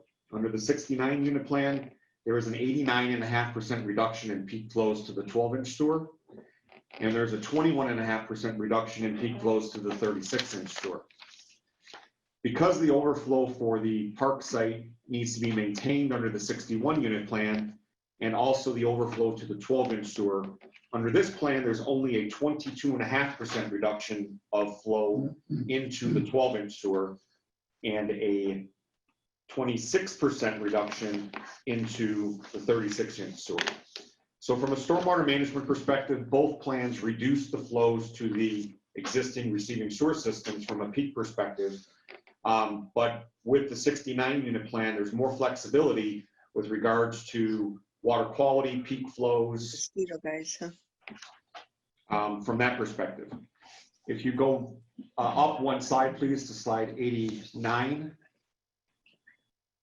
For utilities, very similar to the 69 unit plan. The pump house is shifted a little bit further to the west to allow for the maintaining of the same guest parking ratio that was presented with the 69 unit plan. The sanitary sewer still discharges to the existing sanitary sewer located adjacent to the north property line. And as I said, the water system is still a community well system. And the storm sewer discharge, the biggest differences are the restricted release rate from the 61 unit school site only goes to the 36-inch, while the existing park district overflow and discharge goes into the 12-inch sewer at Wheeling. Those are the general comparisons between the two from a storm, sanitary, and stormwater management perspective. Turn it over to Karen. Thank you, Todd. Sharon Dixon, Dixon Design Studio. If we could advance to slide 92, please. So the landscape architecture plan for the 61 unit plan, as Todd mentioned, only accounts for our property, does no longer include Muir Park. It is very similar, the 61 unit plan versus the 69 in terms of our process. And so in order to put this plan together, again, the arborist conducted a tree inventory and tree survey. The certified arborist compared the existing trees with the like species of specimen quality in order to determine the condition and the overall health of the tree. So just looking at our property, not including the park, we have 103 existing trees on site. 3 have a condition rating of very good, 18 condition rating of good, and the remaining 82 have a condition rating of fair to dead. Again, we have no oak, sugar maple, nor hickory trees on site. These would be considered higher quality hardwood species. And the majority of our most prevalent trees on site are box elder and buckthorn, and these are considered more low quality. As the 69 unit plan, same for 61 unit plan, all the existing trees on site are proposed to be removed. The landscape plan for new trees includes a mix of shade, ornamental, and evergreen. Also a mix of shrubs, evergreen and deciduous, perennials, and ground cover. Again, our proposed plant material would enhance the overall development and the building architecture. In this plan, we've carefully and purposely cited plant material buffering not only neighbor residential, but also headlights, as was discussed at last meeting. We still take into consideration window location, pedestrian travel, and vehicular visibility for both aesthetics and safety. As always, the landscape material will be conducive to our climate zone, offer multiple seasons of interest, and a diversity of plant species. These plants are selected for quality, long-term sustainability, and their desired growth habits. The stormwater basin on our site would again be naturalized with native plantings, able to withstand periods of dry and wet conditions. It would aid in water storage and water purification and would be maintained in perpetuity by the development HOA. We do add fencing to this 61 unit plan, and that's located at the ends of motor courts in an effort again to screen any headlights that potentially could filter in off site to our neighbors. If you could advance to slide 93, please. This slide shows a typical building foundation. Our landscape around the buildings would be depicted on the sides and front. Again, a mixture of plant types and plant species, offering multiple seasons of interest and color, again, taking into consideration architectural features such as windows and change in materials. If you could now advance to slide 94, please.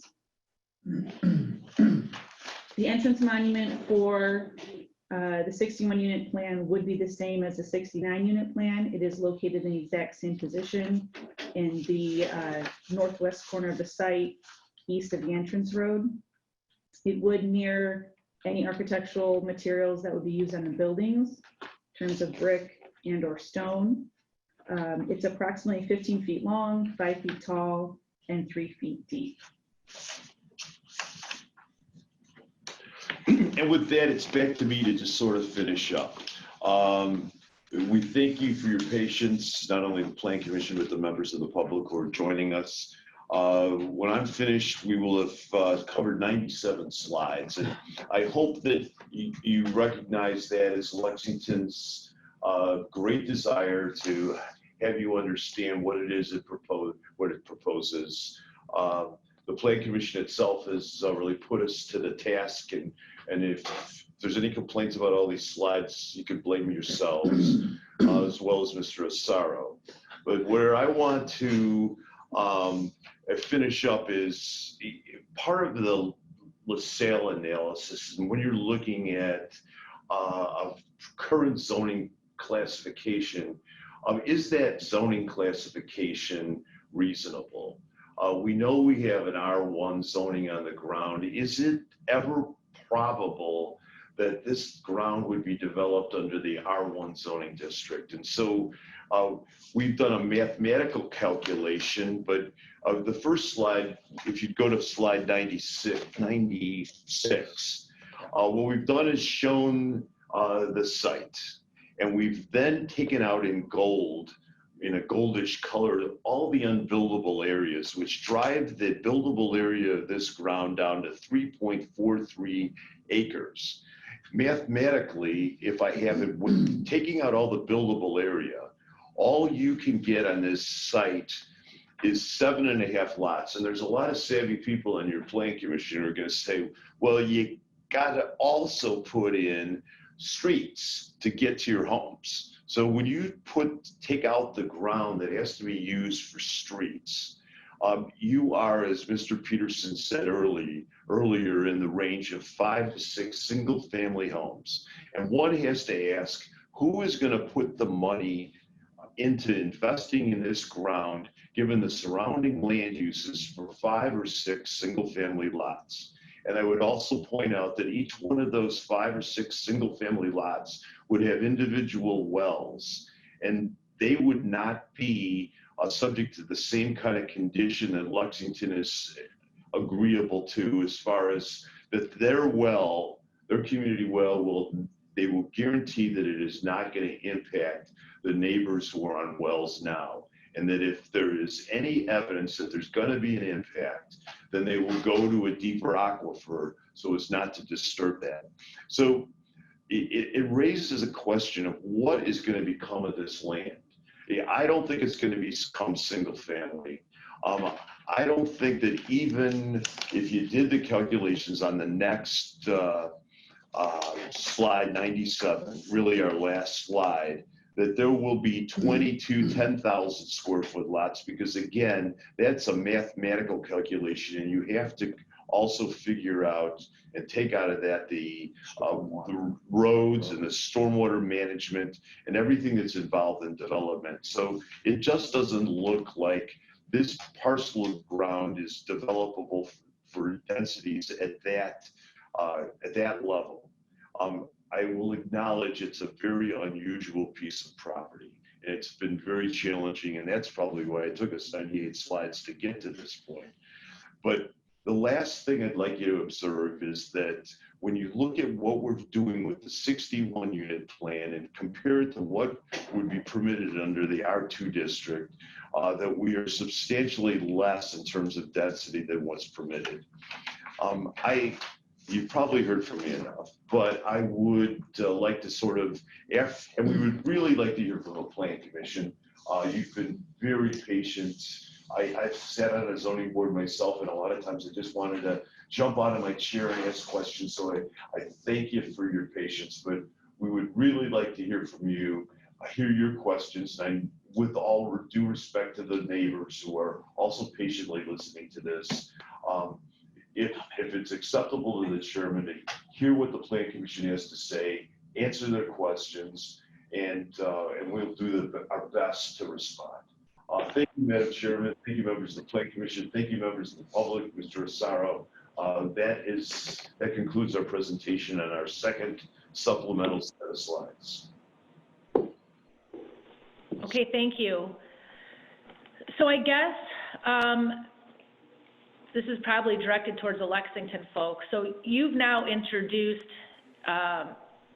this evening information on your alternate plan on 61 units. And as you know, that the materials for the 61 unit plan have not been submitted in time that we can have staff and city engineer review these plans. So I guess what I'd like to ask is, if you're looking to seek a recommendation this evening, do we want to focus solely on the 69 unit plan, or as the applicant, are you looking for the PZBA to make a recommendation on both plans? Chairman, we were advised that it was very likely that this matter would be continued for another meeting so that staff could review and provide comment on the 61 unit plan.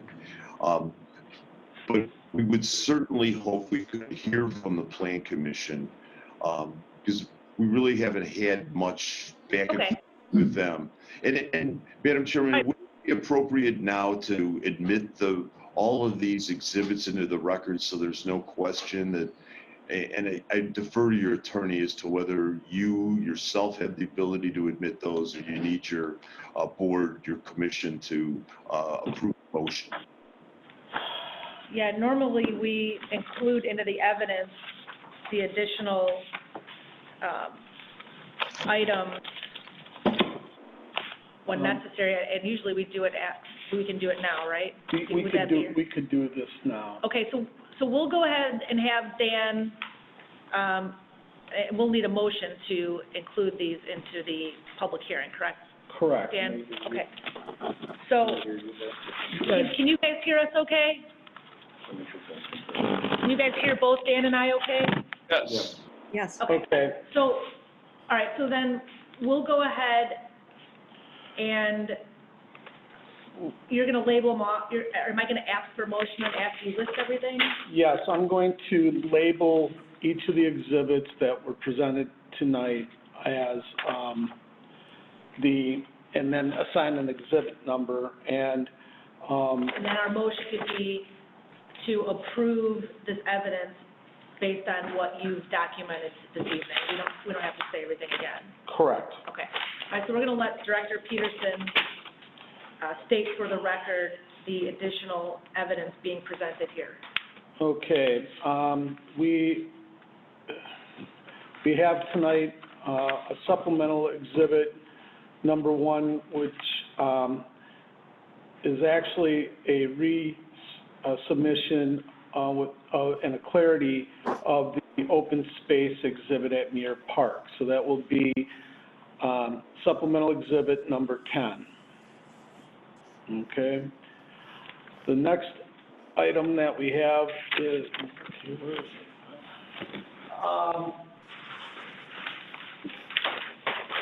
we then have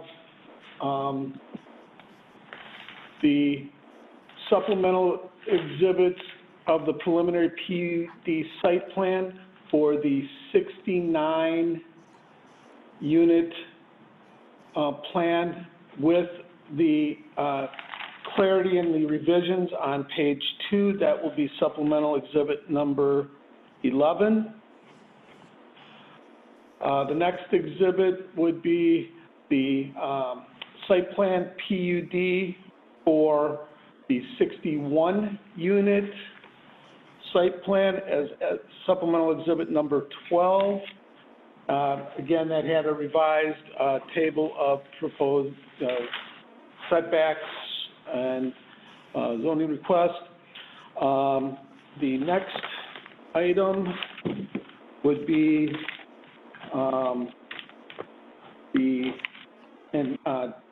Todd, forgive me for asking this.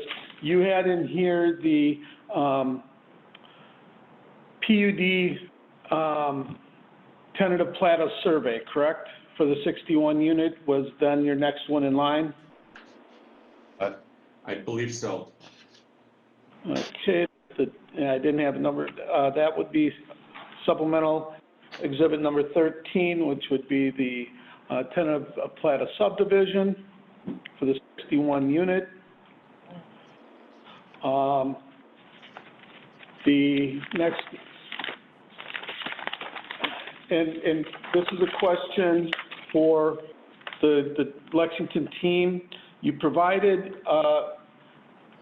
the revised elevations with the heights. That will go in as, because this is a new exhibit, this will go in as supplemental exhibit number 14, which is the elevations, including the revisions for the heights. Correct. Okay. The next item is, let's see, you had the supplemental exhibit with the preliminary engineering for the 61 unit, prepared by Hager. That would be SE 15. SE 16 is the stormwater management report with both the existing and proposed exhibit plats as a total exhibit. That would be SE 16. You had the preliminary landscape plan prepared by Dixon Design as supplemental exhibit 17. Dixon Design for the tree preservation and removal plan is supplemental exhibit 18. That's specifically for the 61 unit development. Supplemental exhibit number 19 is the regional zoning exhibit at Mirror Park prepared by Hager Engineering. Supplemental exhibit number 20 will be the report of soils exploration for the townhome development, dated June 29th, prepared by Testing Services Corporation.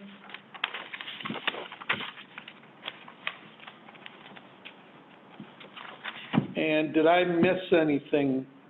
Because we did discuss the response to Mr. Asaro as a regular exhibit to his questions, and that's already entered in as a separate number. Dan, Madam Chairman, could we also have the 98 slides admitted as a group exhibit, or however you deign to identify them, maybe SE21? Actually, I have it listed, it will be as part of the overall application, so it wouldn't be supplemental, it would be number 30, regular exhibit 32. Okay, thank you, Dan. So Dan, the new ones you called off then are in addition to the ones? Correct. I read the other exhibits earlier in the evening to make sure that they have it. There's significant amount of information, data. We will do our best to get that available for folks, but that is what we have received to date related to this application. Okay, so if the applicant doesn't believe that we've missed any additional evidence. I agree with Dan's analysis and listing, so I have nothing else to add, Madam Chairman. Okay, then I would like a motion, please, from one of the commissioners to receive into the public record the additional evidence presented this evening at the public hearing. Also move. This is Commissioner Sayward. Commissioner DeGraff, a second.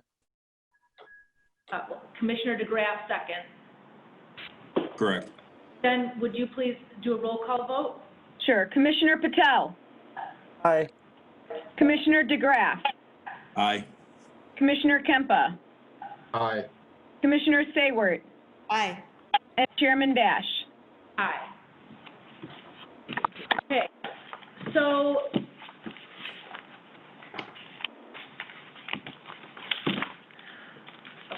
I think, so being that you're seeking a recommendation on both plans, and therefore this will go then to a future meeting, I would like to open it up to the commissioners tonight so you can get the feedback that you're looking for on both the 69 unit, I would guess mainly on the 69 unit plan, because I don't know that the commissioners are in a position to even provide detailed feedback per se on the 61 unit plan.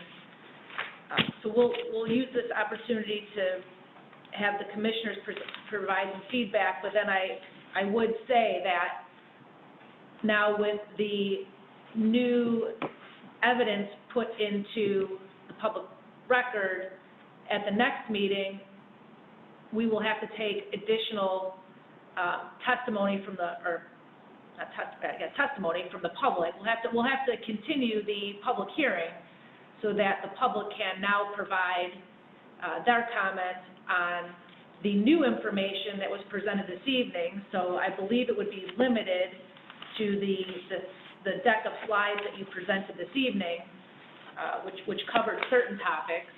So again, we can't go back to what was on the original presentation, but anything that was presented this evening, starting with slide 58, will be open to additional public testimony, which includes now the 61 unit plan as well. So knowing that that is going to have to take place in a future meeting with a, again, hearing forum, I'm going to use tonight as a venue to hear from the commissioners, their feedback on your plan. In no specific order, are there any commissioners that would like to start? Janet, I don't want to, or Commissioner Sayward, I don't want to put you on the spot, but I do know that you've submitted questions. You've submitted questions in writing. I know that you've received some responses, so Sure. maybe would you start with some of your thoughts for the applicant? Sure, I'd be happy to. I appreciate the additional information that was presented tonight. It did help clarify a few things. One big question that I still have, and I would also have to ask our city attorney to weigh in on this, is the fact that you are using the tract of land of the Park District as part of your zoning analysis for the 69 units. Since the Park District is retaining ownership in both scenarios, it seems that for the PUD standards that we have to abide by, it calls for common ownership. And in neither case will you be taking ownership of the Park District. So if you could speak to that, or if our city attorney could also weigh in, that would be helpful. So, Tom, do you have a response to that? I do, Madam Chairman. Is it Jane? Janet. Yeah. Janet Sayward? I'm sorry. As I explained earlier, since we have had the two parcels with the Park District's permission, with the proviso that they're not guaranteeing us that they will, agree to this swap and agree to the terms that we've suggested. I look at this as being a unified parcel of ground, and it adds that additional protection that one of the conditions I expect that this plan development will be subject to, and I think that that's something we have to do between now and the next meeting, is to sit down with staff and invite each of you as well to suggest conditions in the event that it's recommended by this body. But to be sure that the park improvements that Lexington has promised are done. And to me, that satisfies the unified ownership and control.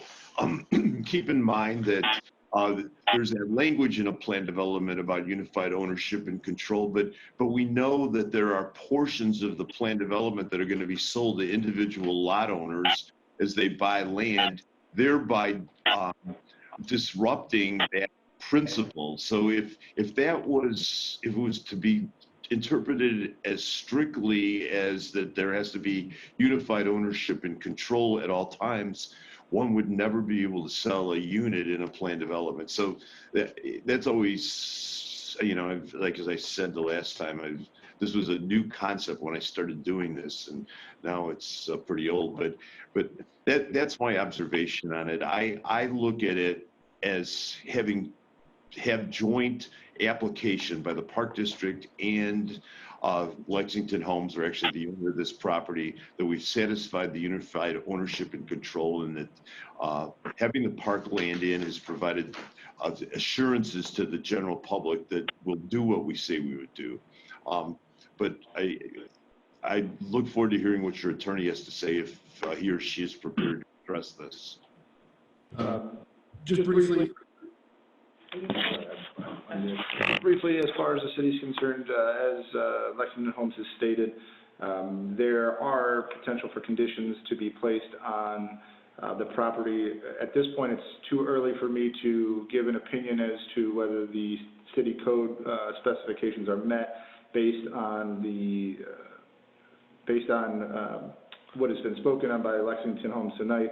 However, it can be evaluated as the process moves along and as Lexington discusses those potential conditions with the PZBA and Mr. Peterson, as well as the evaluation is dependent on any type of agreement that is struck with the Park District and what the conditions of that agreement is in conjunction with the city code. I know that's a long way to say it depends, but I'm not in a position to give a strict answer at this time until more facts are straightened out with Lexington, the Park District, and in meetings moving forward with Mr. Peterson and the PZBA. So Janet, do you feel that those responses have addressed your concern or in regards to common ownership? Well, again, there's certain, the fact that they're using the park as part of their zoning analysis, you know, that's driving the numbers for open space and setbacks, and so it would change the numbers if it turns out that they can't use the park district.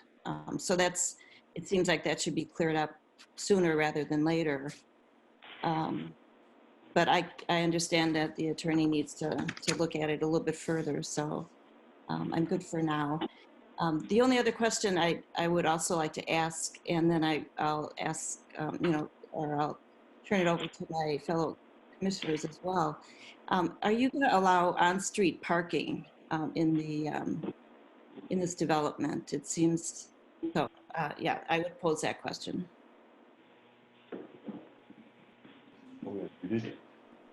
The on-street Yes. parking. If you could specify what specifically was your question? On-street.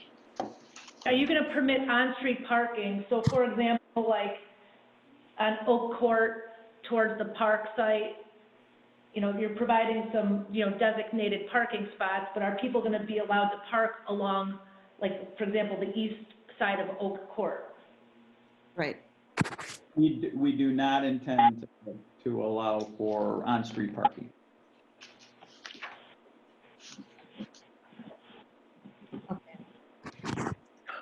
So Janet, anything else, or? I'm good for right now, thanks. Okay, great. Okay, any other commissioners who'd like to go next? This is Commissioner Kemp. I can go next. Great, thank you.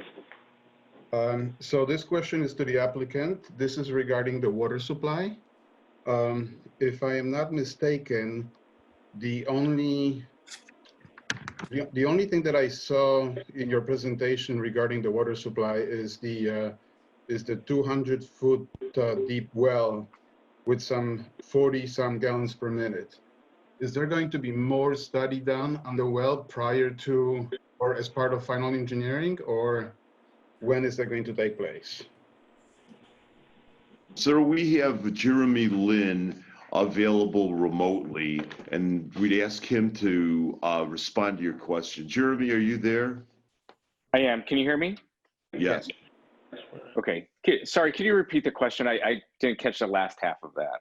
Oh, so the question is there going to be more presentation regarding water supply? The only thing that I've seen was that that you are proposing a 200-foot deep well that would be capable of, I don't remember the number exactly, I think it was 40 gallons per minute. Correct. And I think it gave a size of 6 or 8 inches diameter. And Jeremy, Jeremy, would you tell the commission and the public a little bit about yourself and your experience? Yeah, and I don't think I've been sworn in, so we might as well just do that just in case. Yes, please. Do you swear that the testimony you'll be giving this evening will be the truth, the whole truth, and nothing but the truth? I do. So Yeah, my name is Jeremy Lin. My firm is Lin Tech Engineering. We are the water supply and water treatment consulting engineers for Lexington Homes on this project. And there are two water supplies that are proposed for the project. One is always a backup to the other well in case a well is down for maintenance. So we are looking at two wells. There's been a lot of discussion, obviously, about the impact of the two proposed wells on the neighboring residential wells and so forth. So we are undergoing a hydrogeological study with professional well drilling firm that's analyzing the impact of the limestone aquifer in this area. If we were to drill the proposed production well as shown on the site plan, if that were to have any impact to any of the nearest wells, We want to determine what that impact is, if any, and if there is, we will provide some recommendations as to provide a water supply system that would not have any impact, obviously, to any neighboring wells. So Tom briefly discussed that previously, but when would that take place? so we're looking to have the results of the preliminary investigation sometime next week, and we'll certainly share that with all the parties after we had a chance to review that as well. So Jeremy, this is Chairman Dash. I guess I just want to just validate for me, because I know this was a concern that I certainly raised from day one on anything that would be approved here certainly couldn't negatively impact the residents.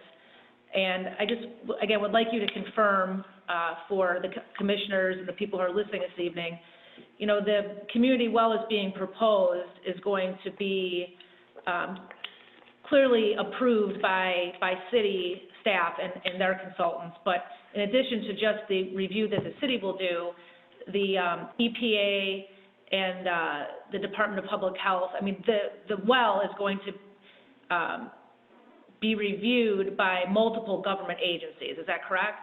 Yeah, that's correct. This is a public water supply well, which has its own permitting, review, and application to Illinois EPA through two separate permitting stages. And that process undergoes the similar process that I had previously described, is that Illinois EPA has a groundwater department of engineers that look at the proposed well and its effect on neighboring wells. So within this whole, our own study plus the permitting process, we are saying that we're going to design a water supply system that's not going to have any impact. And that's done through, obviously, extensive study and analysis of the surrounding wells and those existing capacities versus our proposed capacity. Correct. And clearly we're still at preliminary. We know that you haven't provided really much detail at this point, if any. So I guess what I'd like to just reassure everyone is that as this process continues, the city and the other government bodies that will have jurisdiction will thoroughly vet the proposed water supply system, and at any juncture, if it's determined that a water supply system can't be provided here to service these townhomes, that it's a deal breaker, we're done. There's no further discussions to be had. So again, whether at any juncture in the process, if that's determined, you know, that's clearly a deal breaker. So I just, again, want to assure everyone we're still in preliminary. I know you guys have still a long way to go on this topic, but I certainly feel assured that between our municipal review and then the other government bodies who will participate in the review and permitting process, we're well covered. Yes, and I am here to reinforce that as well. I would just like to mention that the area that we're talking about, the wells in this area are into the limestone aquifer, and that's what we're currently studying first, because that is the 200-foot depth formation. I will like to mention that we do have the option to drill a deeper well into deeper formations that are also very capable of producing the capacity that's needed for this development. So we will obviously be going through that study and making the best recommendation is to obviously not have any impact, like I previously stated. Great. So Commissioner Kempa, any other items you'd like? Just a little follow-up question, and then this is more for out of my curiosity more than anything. Is water filtration included with the water supply, or how does that handled?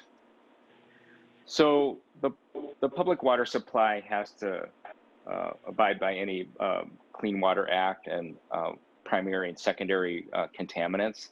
We won't know that until the actual well has been drilled and tested, and we do a water sample analysis. Once that's done, we'll make a determination if any treatment or filtration is necessary.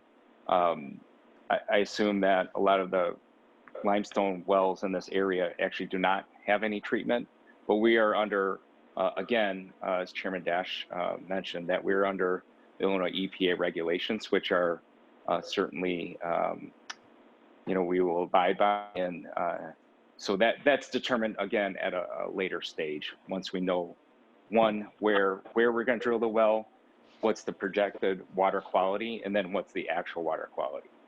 Right, and Director Peterson, correct me if I'm wrong, but the city won't be in a position to issue a certificate of occupancy until that's been vetted. That is correct. Okay. I have, my second question is regarding trash or garbage removal. I'm not familiar with this type of housing, so how is that done? Does each unit have its own, trash and recycle cans? Yes, they would. And I would have to refer to our declarations, but we certainly encourage all that to remain in the garage space, other than for trash day pickup.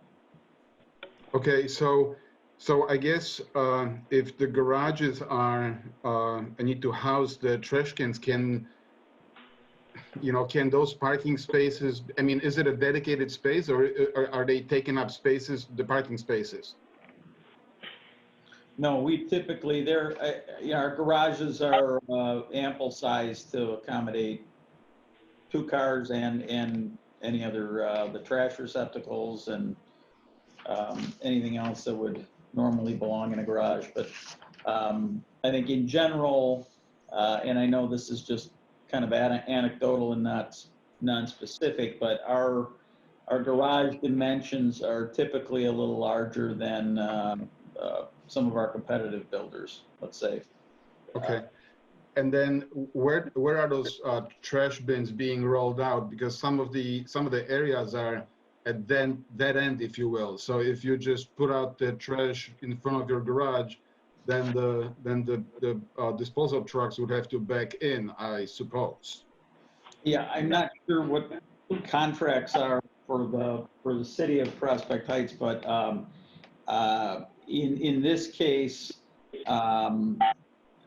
they would roll in almost all cases that I'm aware of, whether it's a scavenger contract or the city itself, the trash would have to be brought to the ends of those courts. I'm not aware of whether or not the contract with Prospect Heights, if there is one, if they would back down motor courts like this, I'm not sure, but. Yeah, no, they would have to go to the Oak Circle or Oak Court, and I mean, I'm sure Lexington will confirm, but the motor courts between the buildings are not designed to accommodate garbage truck traffic.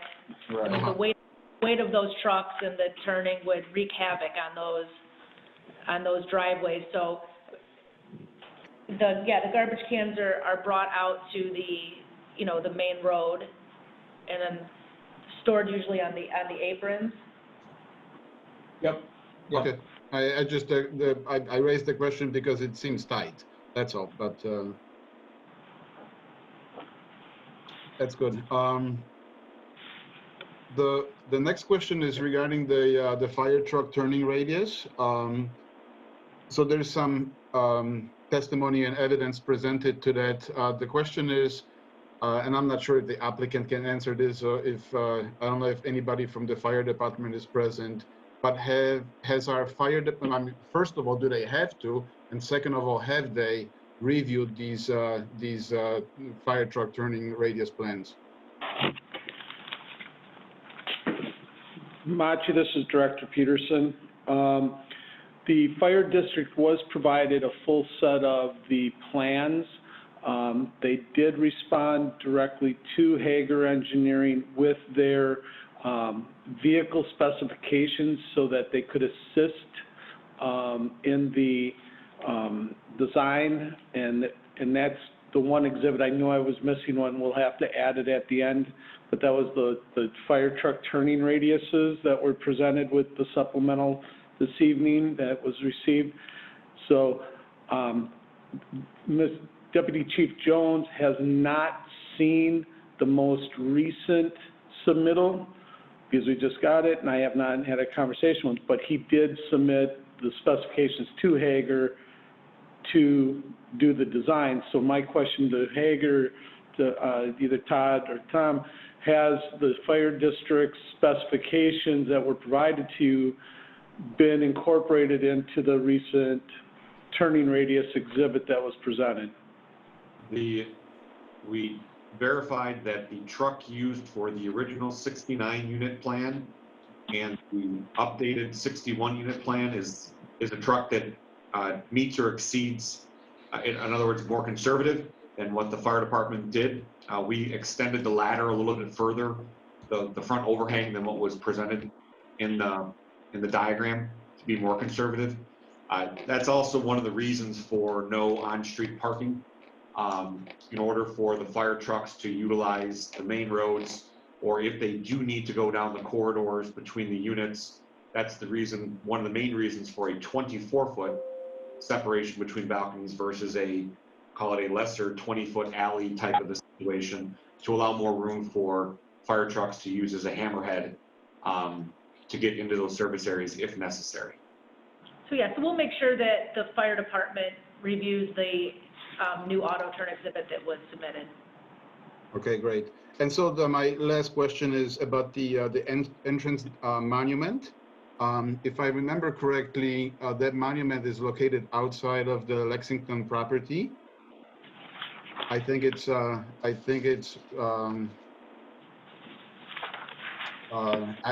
I'm not sure where it sits. I think it might sit in the right of way or off of Drake.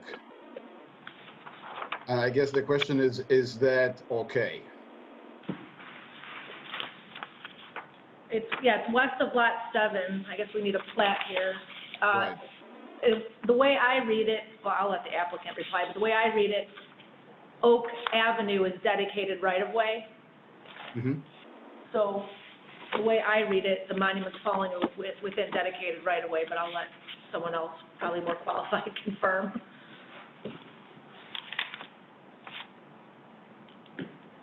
Todd, you could probably confirm, right? Yeah, it is within the right-of-way of Oak Avenue, because that, as I mentioned when we were talking about the open space, that is a dedicated right-of-way up to our property line. So it is out of sight lines. We follow kind of the same formula for design criteria that we would if it were on our private property. But it is within the right-of-way of Oak Avenue, so that would be, have to be approved by the city. Okay, and then we'll make sure that the declaration gives the association the obligation to maintain that.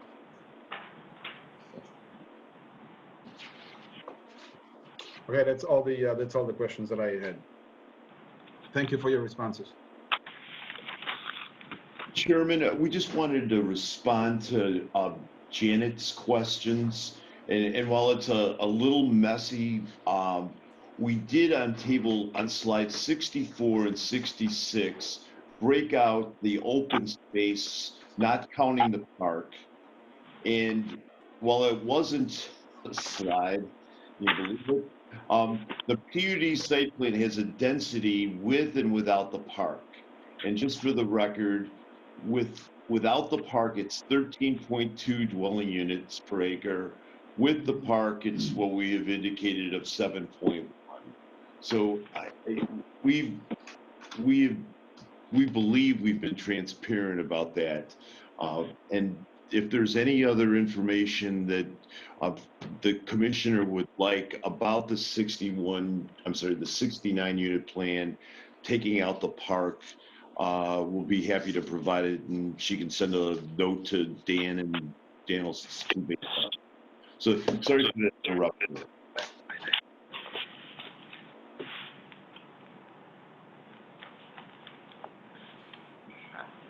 If you don't mind, I'd like to just express another concern that I have, as long as you're bringing that up. You're asking for quite a few number of waivers, is what you're calling them, to get to the 69 units that are being proposed. You know, being the perimeter setbacks and the distance between buildings. And I'm just wondering if you'd be willing to move ahead with the project if those waivers weren't approved and the density would have to be reduced. I think, as was brought up, the back of the buildings is very tight. It's 24 feet from balcony to balcony, and it has the feel of an alley. I did visit the development in Des Plaines, and you know, for delivery trucks or for visitor parking or somebody dropping off, or I think you're going to have cars not knowing where they can park in that area because there isn't a driveway in front of the garage. When I was there, I saw a couple cars parallel parked in front of the driveway. I also saw signs that said, you know, don't park in front of my driveway. This is personal property. So it seems like it is an issue. I know that you're meeting our parking requirements, but I think it's a very, very tight development. And as a result, that's why you're asking for these waivers. So that's my concern is, you know, do we give in to granting the waivers so that you can maintain the 69 units, but then I think you're compromising on spaces like that alleyway where it's going to be extremely tight. Yeah, this is Nate Weinsman with Lexington. That is in any of these developments that I referenced before. Most of those comparable communities are Lexington communities. As I mentioned, there have been others in Morton Grove and Des Plaines and Glenview that have been built by other builders that have followed kind of that same design criteria and same guest parking ratio. And it always is, anytime you deal with, you know, setbacks and building to building relationship, that's always a key element and a key concern. You know, there are a couple of things that I would say here is the building to building, and when I say building to building, I mean the structure of the building.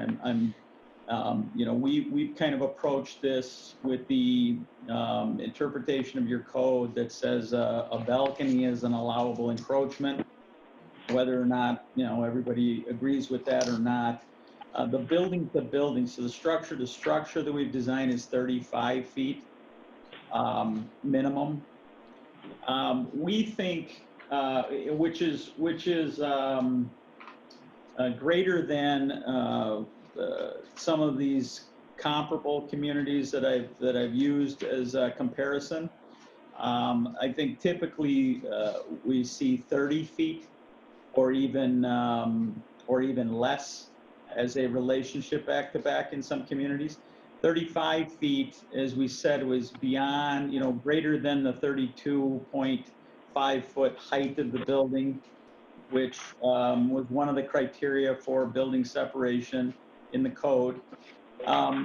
We designed these with a 5 foot balcony, which we've added a half an inch of leeway in our calculation. When we show you this exhibit and we say it's 24 feet balcony to balcony, we build those balconies at 5 feet deep, which would mean that the separation is really 25 feet, but we provide for some additional, just so we're not ever encroaching on that 24.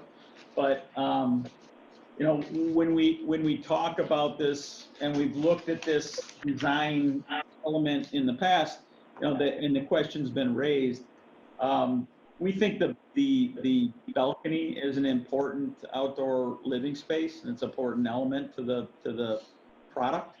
But we have, you know, we've been asked the question of can you eliminate the balconies? Could it be a 1 foot railing, a Juliet balcony, instead of a balcony that's a place for furniture or for gathering or for grills and things like that? And that is always an option. It's not as desirable from a marketing standpoint. I think our buyers enjoy the 5 foot balconies. A lot of builders do a maximum 4 foot deep. So I think it's a nice element. We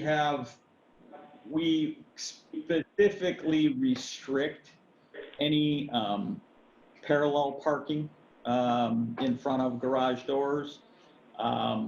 And of course, that falls on the association ultimately to enforce that.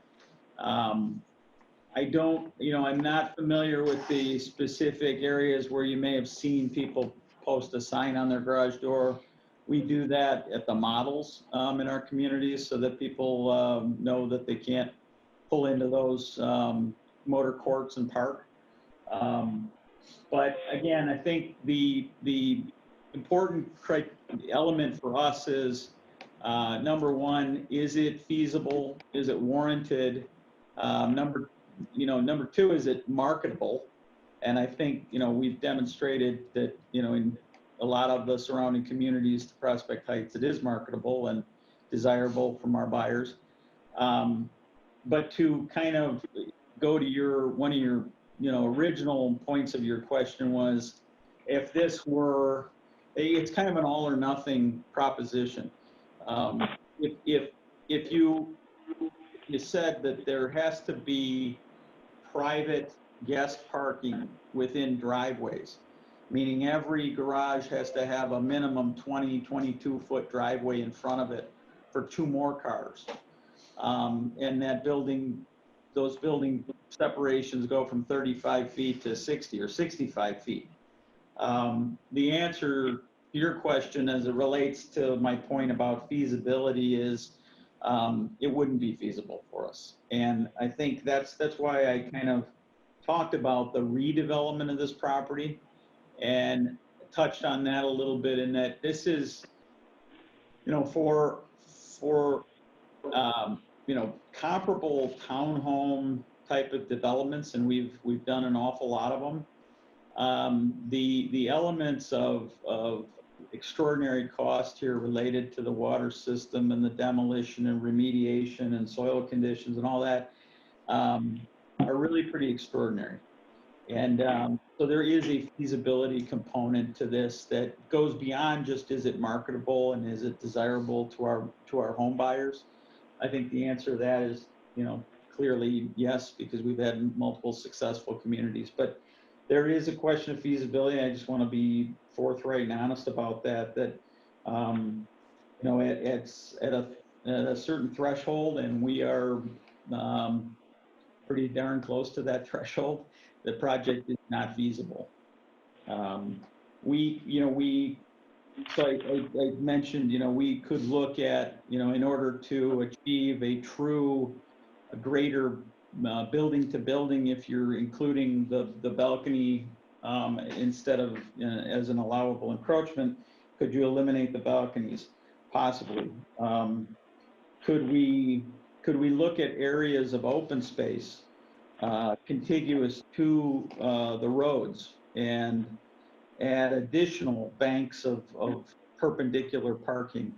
In some places, the answer would be yes. But again, it takes away from open space. It creates fixed, permanent parking. in areas where, you know, it could otherwise be landscaping. So we, you know, it's a bit of a science, and it's a bit of, you know, it boils down to the sales and the marketing of these communities. But, you know, what we have found, and we've, like I said, we've built a number of these communities. We have found that in certain communities where the design criteria includes a 20-foot drive in front of the garage door, again, that attracts a different buyer profile who's maybe interested in more parking because they have more vehicles, which generates more traffic, which is something that I think everybody could agree in the neighborhood they don't want to see. We tend to see the driveways in some of those communities become the primary private parking, and the garages become the primary means of storage.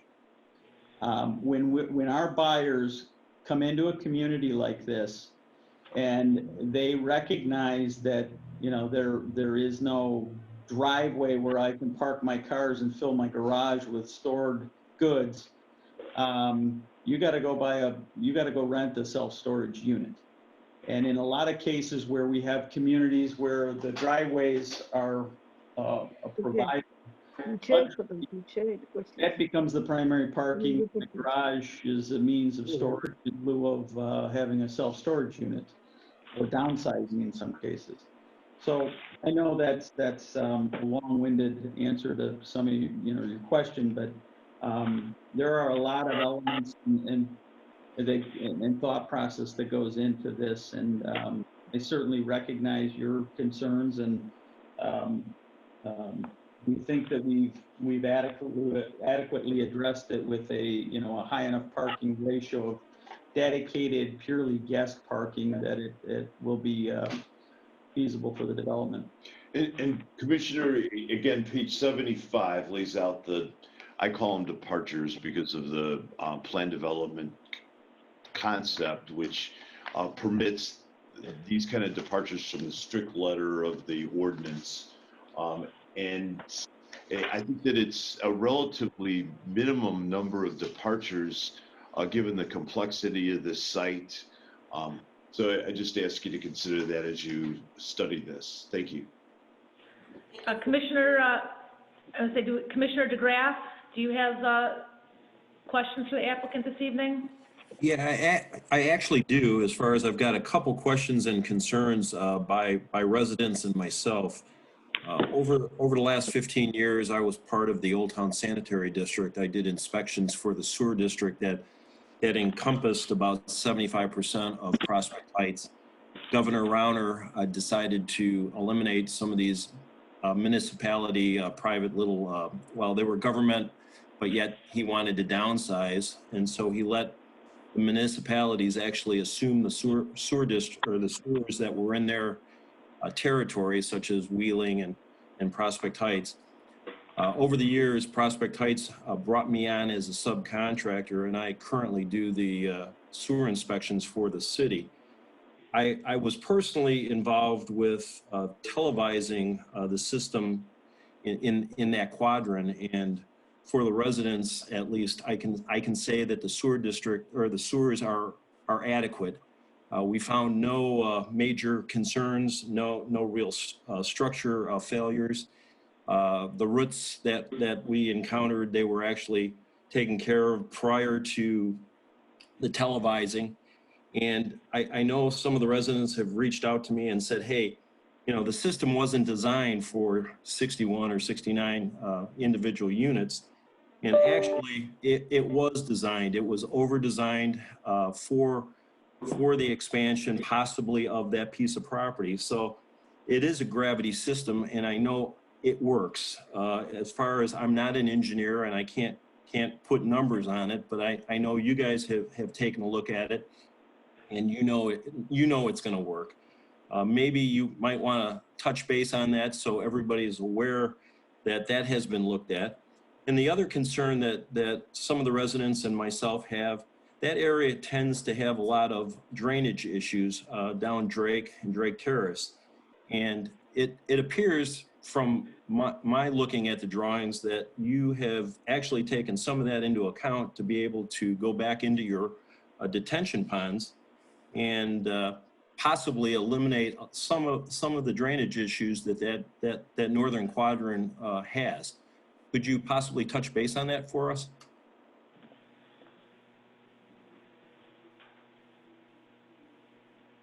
We're getting a slide up. Yep, okay.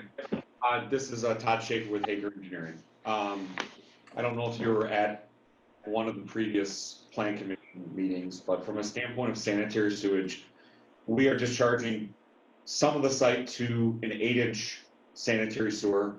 When it turns the corner, it turns into a 12-inch. We also share the concern that we don't have any concerns about capacity, but we agreed if the village engineer determined that we need to do a sanitary sewer capacity analysis at final engineering, we would analyze the amount of sewage tributary to that based on the number of residences, and there's some commercial properties that are also tributary to it. But putting into perspective, some municipalities only have an 8-inch sanitary sewer for the entire municipality. This is a 12-inch sanitary sewer, which then goes directly to the MWD interceptor sewer on Hinch Road. So I share your opinion, and we're working with the village engineer to provide any additional information that may be requested of us from that. That we can't provide adequate sanitary. Correct. As it relates to stormwater, there was a lot of public testimony by the residents. We've gone on record stating that we are removing, there's only a small portion of the northern part of our property that discharges north to the subdivision to the north. The rest of the water discharges easterly into Wheeling, that then goes into the existing detention ponds for that, and then north under Hinch Road. The majority of the complaints about the drainage were more on the Eleanor Drive, they call it the dead end on that area. And also the village engineer has told us that there's some, what I would characterize, and this is my characterization, when I hear comments about some standing water in the ditch lines, a nuisance water when there's a heavy rainfall that then dissipates. So from a standpoint of Eleanor Drive, one of the parts of this process is that a TIF has been requested, and the northern and eastern part of the subdivision to the north has been included in that TIF for potential monies to be spent on reviewing some drainage issues. The elevation of the subdivision to the north is such that we cannot take that water into our pond because it's a lower elevation. And as you continue to the north, it's even lower. That subdivision to the north is also tributary to the Wheeling storm sewer system, the same system that we're tributary to. So as it relates to stormwater problems in the subdivision to the north of us, we've gone on record that that needs to be an independent project from this development, but that we are not making any conditions worse because we are in fact taking water, although it's only a small amount of water in the northern part of our property, away from that subdivision and into our proposed detention pond. Thank you for your response. I don't have any further comments. Commissioner Dash. Chairman. Thank you. Chairman. Commissioner Patel, Yes, questions for the applicant this evening? I had a couple. You had shown a chart of different townhomes like this or subdivisions like this and the guest ratio parking. And I think ours was like, this one was 0.9 and every other one was less than that. Are there any more that are 0.9? Did we get a sample of everything that you guys have developed in these type of towns, or did we just get the ones that are less than this? Because I like to have an idea. I like Commissioner Hayward are concerned about the parking. As vehicles get bigger and trucks get bigger, you tend to see trucks not getting into garages, SUVs not getting into garages, and where would they park? And some of these townhomes are so far away from the guest parking, they did have anyone come visit, a grandmother. Where would they park in the winter? And would you expect them to walk that far through a subdivision just to visit someone? I think that's very prohibitive. I used to live in Lexington or in Concord Homes off of Palatine, and parking was always a challenge, but it was a little more spread out than what you guys have here. It seems it's set to one side of the subdivision, so parking is a concern. I'm sure this isn't vetted, but I wanted to double check with us, with that, so many residents concerned about all this traffic coming through Drake. Has anyone explored also connecting Pleasant Run Drive to the subdivision? At least it's 2 points of access. I don't know if that's even been looked at. And if I've missed it, I'm sorry. Those are my two big concerns. If there is a redesign of any, I'd like to see the parking a little more spread out through the subdivision as opposed to being on one end, especially for the far end townhomes. I think that is going to cause a problem for a lot of residents.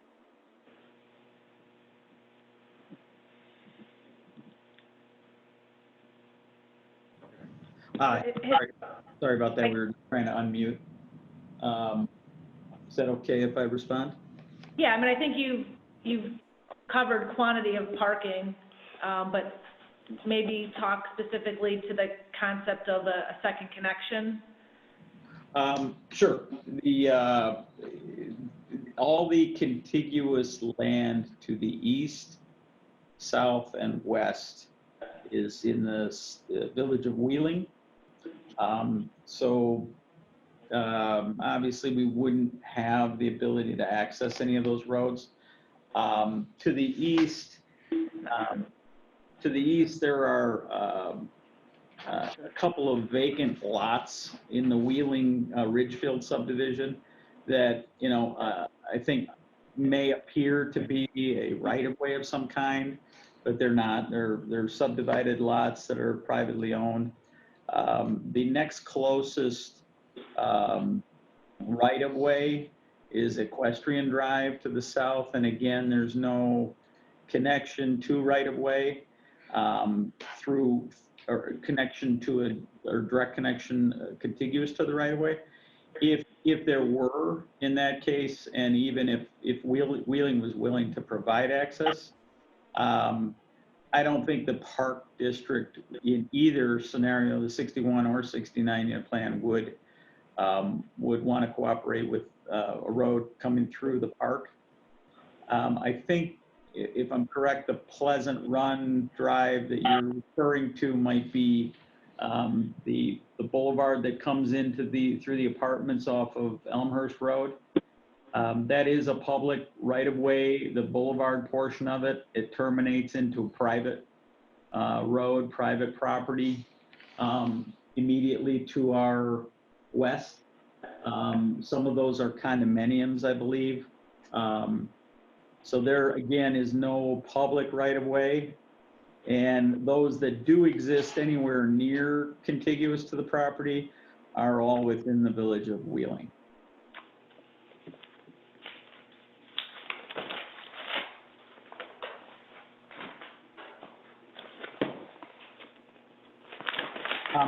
To answer part of your original question, your first question was, and we'd be happy to expand on this, the research a little more. There are some additional projects that we're aware of.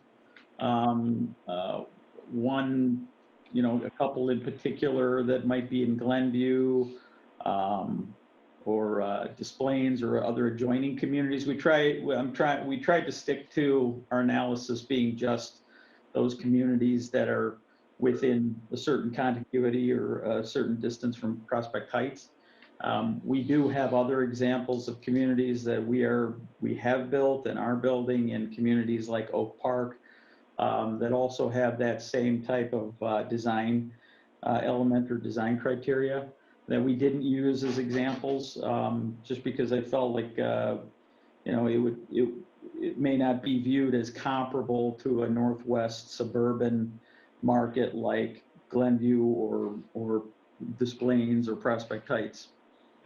Well, I mean, I think to Commissioner Patel's point, Avalon Sienna is in Wheeling. You know, Right. again, the neighbor, and there you have parking spots, you know, 2 parking spots on the driveway in addition to the garage. I also lived in there previously, so, I mean, but again, I think your testimony tonight, your perspective is that those driveway spots encourage people to fill their garages with stuff, and then you park on the driveway. So, I mean, you could argue, you know, both sides of the coin here, I'm sure. So, okay, so Commissioner Patel, it sounds like those 2 questions wrapped up your comments for the applicant. Yes, I'm good. I have no more questions. Did we confirm if Commissioner Tamman is on the line this evening? Okay. John, if you are on the line and you want to jump in, certainly unmute and let us know. So I guess my comments would be just a few. So for me, I struggle with what's happening between lots 5 and 6 and our neighbors to the east. I believe that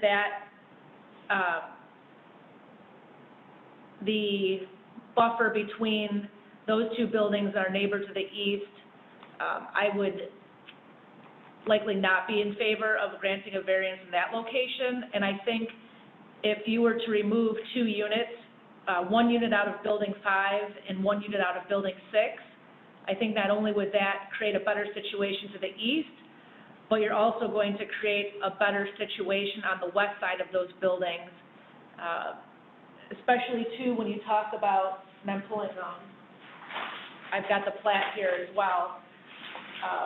On the west side of those buildings, they're only 10 feet from Oak Circle, and I do feel like not only is that close just in general, but going back to, again, where the garbage cans are going to be placed, again, I feel like that those pair of buildings, 5 and 6, by taking 1 unit off of each of those buildings, you're going to greatly improve the situation on the east side of those buildings and the west side of those buildings.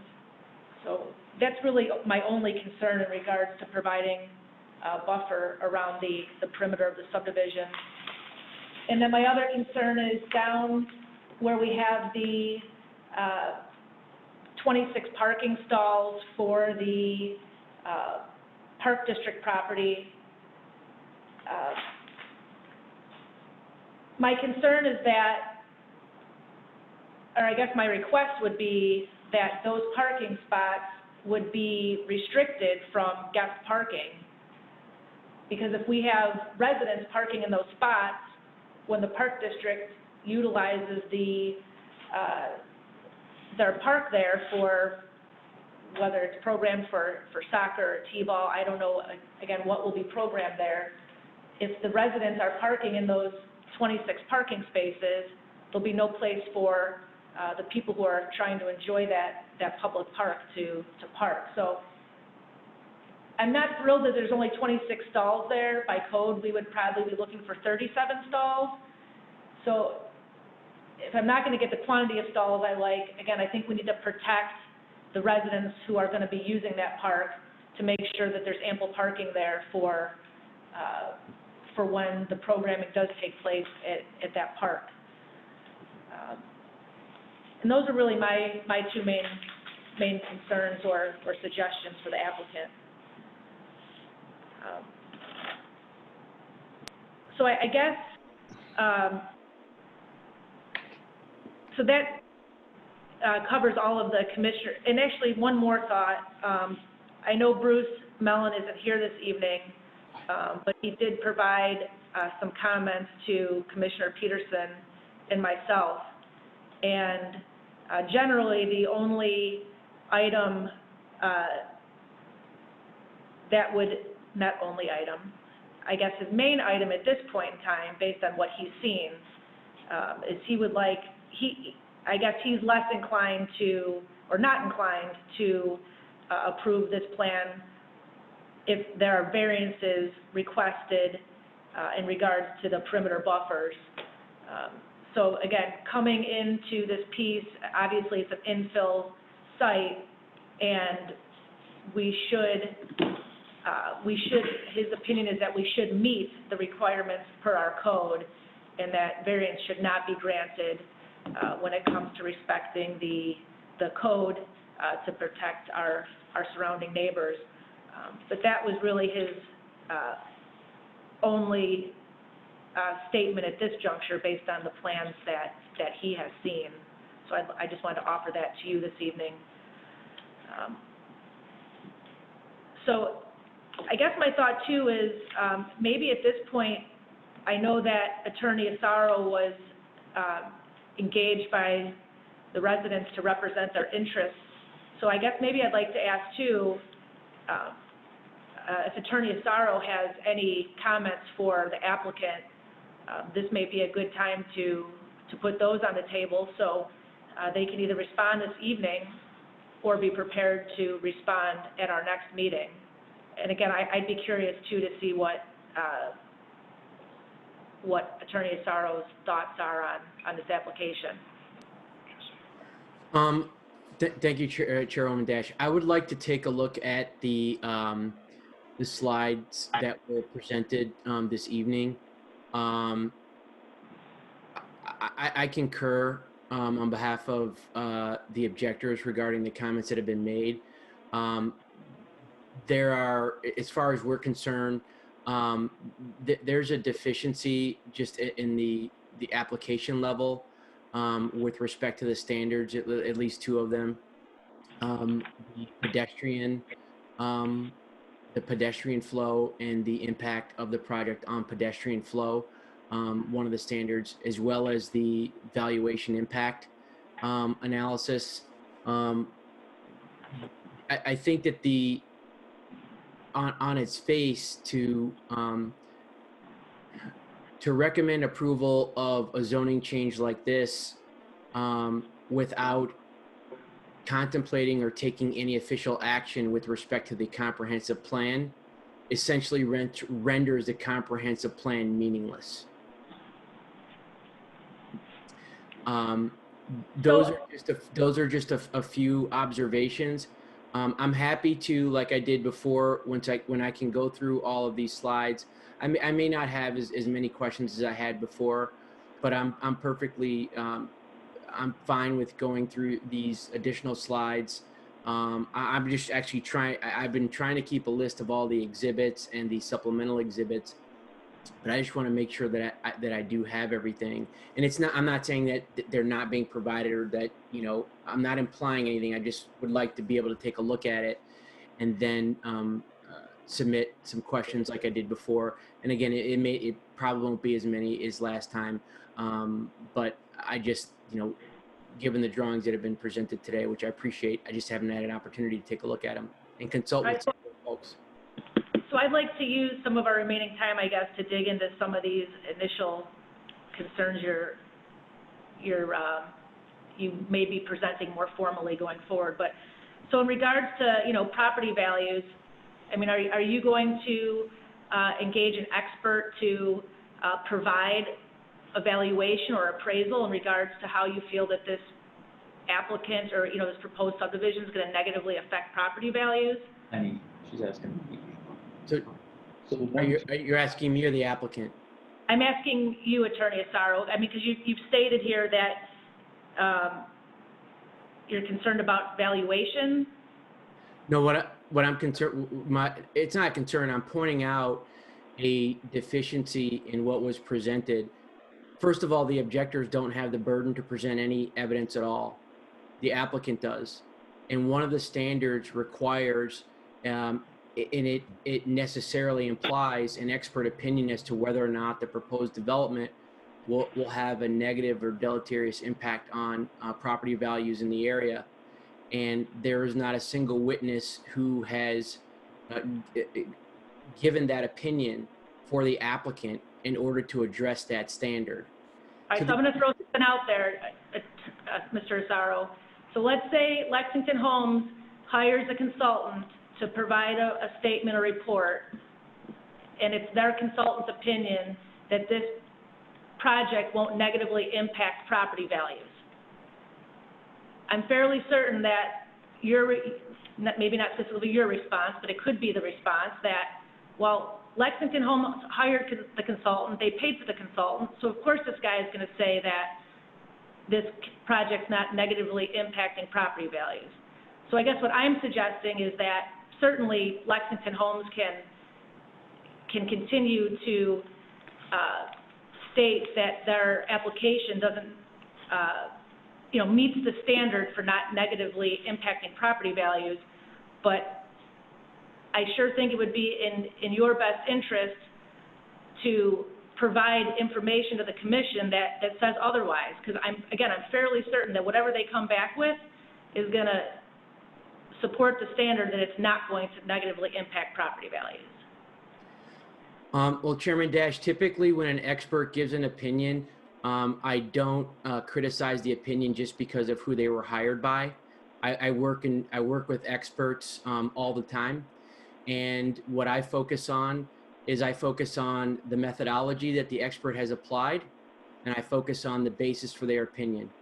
I'm not particularly interested in who hired them. I know who hired them. I'm looking at the actual nuts and bolts of what they're doing. And perfect. That's more than fair. I appreciate that. So, so Lexington or the applicant can certainly take that into consideration then, because again, I feel the opinion is that they haven't provided enough information that their site will not negatively impact property values. So then going to your comment in regards to the application being deficient in analyzing pedestrian flow, I guess between now and the next meeting, I'm going to ask staff to provide an opinion as well. But I mean, I'm assuming you're aware that Prospect Heights has little to no infrastructure. The lack of sidewalks is not unique to the neighbors to the north. It's the standard, it's the norm throughout the entire village of our city of Prospect Heights. So again, I would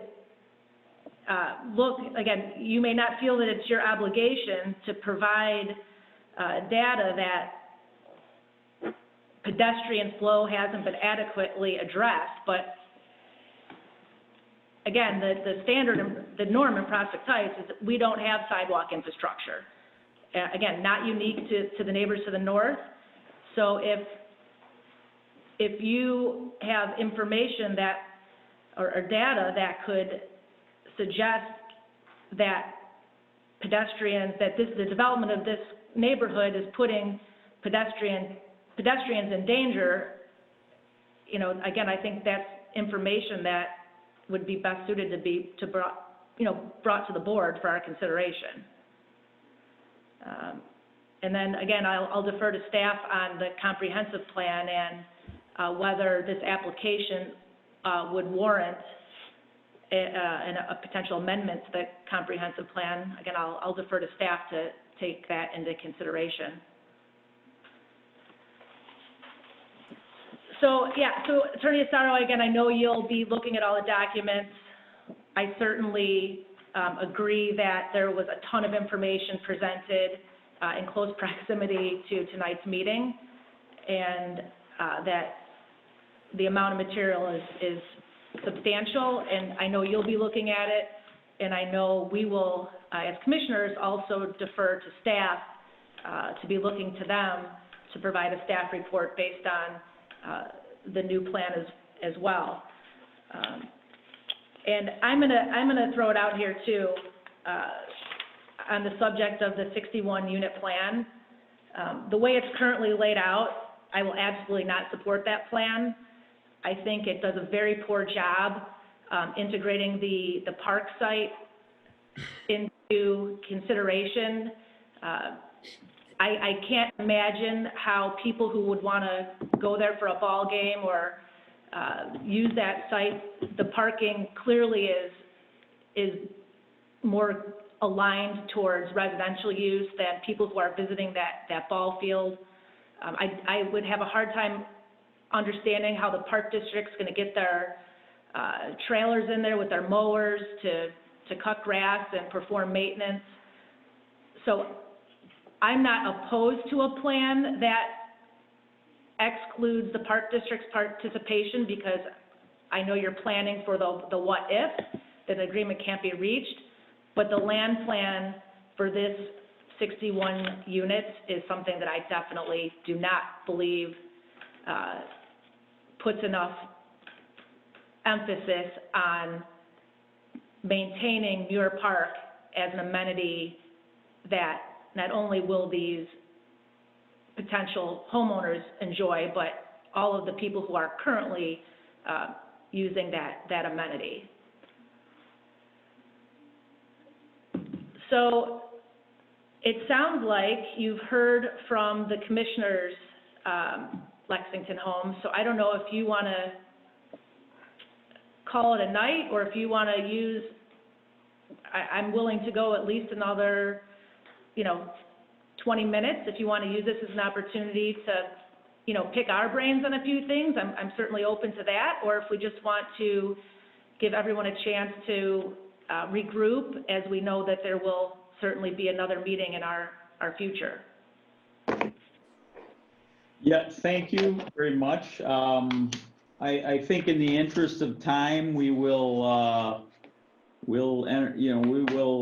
follow your adjournment, but we will take this time between now and our next meeting that we will try to address each of these issues that was raised with some semblance of an answer, or we have been in conversation with some of the residents to the east that would be most impacted by buildings 5 and 6, and have talked with them about some alternative plans as well. And so we've kind of anticipated some of these things. And of course, as you pointed out, we are at preliminary right now. So, and we fully would accept any kind of a condition connected to a recommendation by the Plan Commission that would then further kind of solidify our addressing some of those issues between preliminary and final. But I just want to assure you we're going to work towards some answers to some of the questions raised, and we will use our time wisely between now and the next meeting. And we appreciate all the time and energy tonight.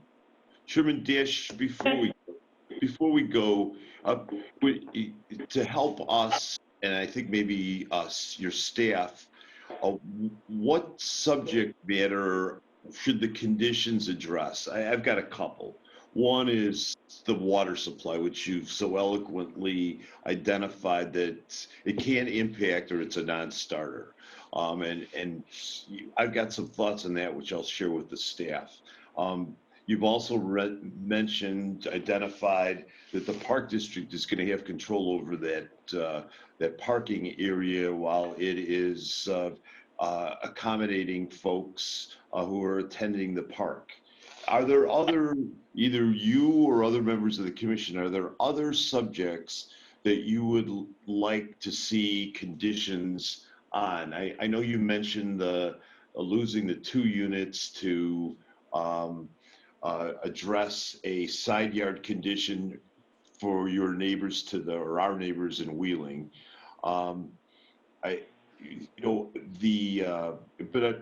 So that conceivably could be a condition. Anything else that occurs to any of the commissioners that we should be focusing on?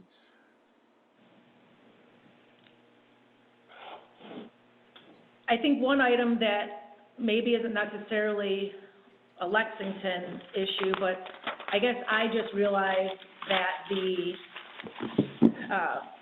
stormwater basin that's currently proposed on lot 14 I guess I didn't realize that would be owned by the Prospect Heights Park District.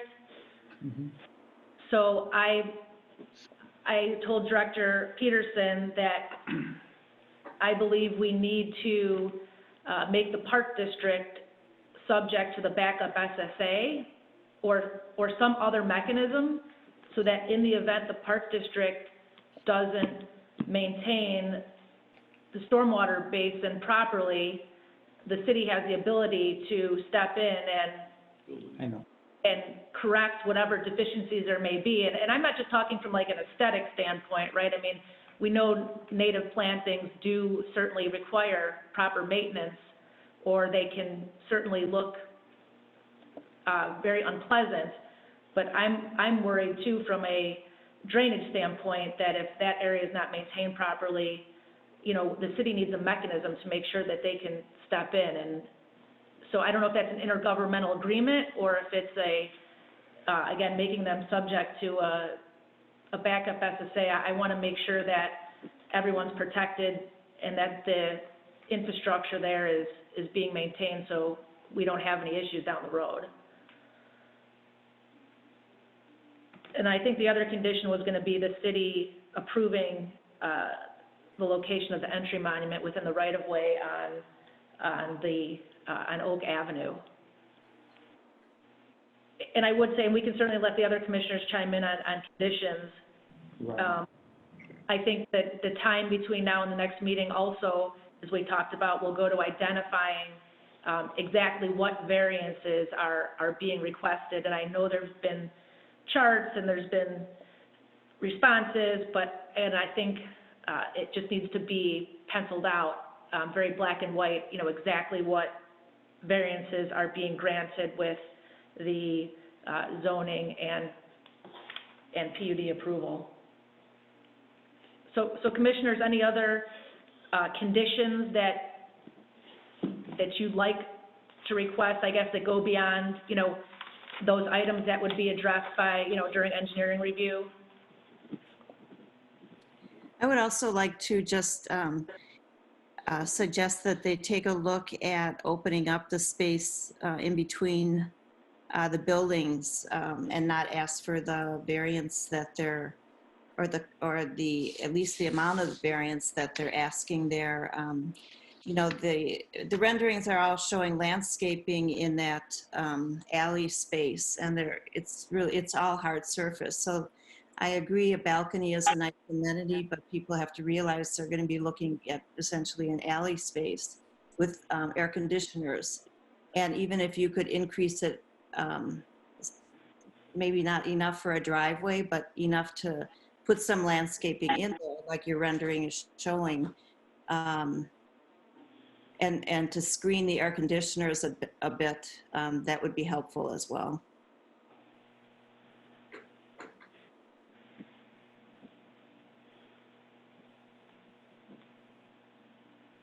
Any other suggestions from the commissioners?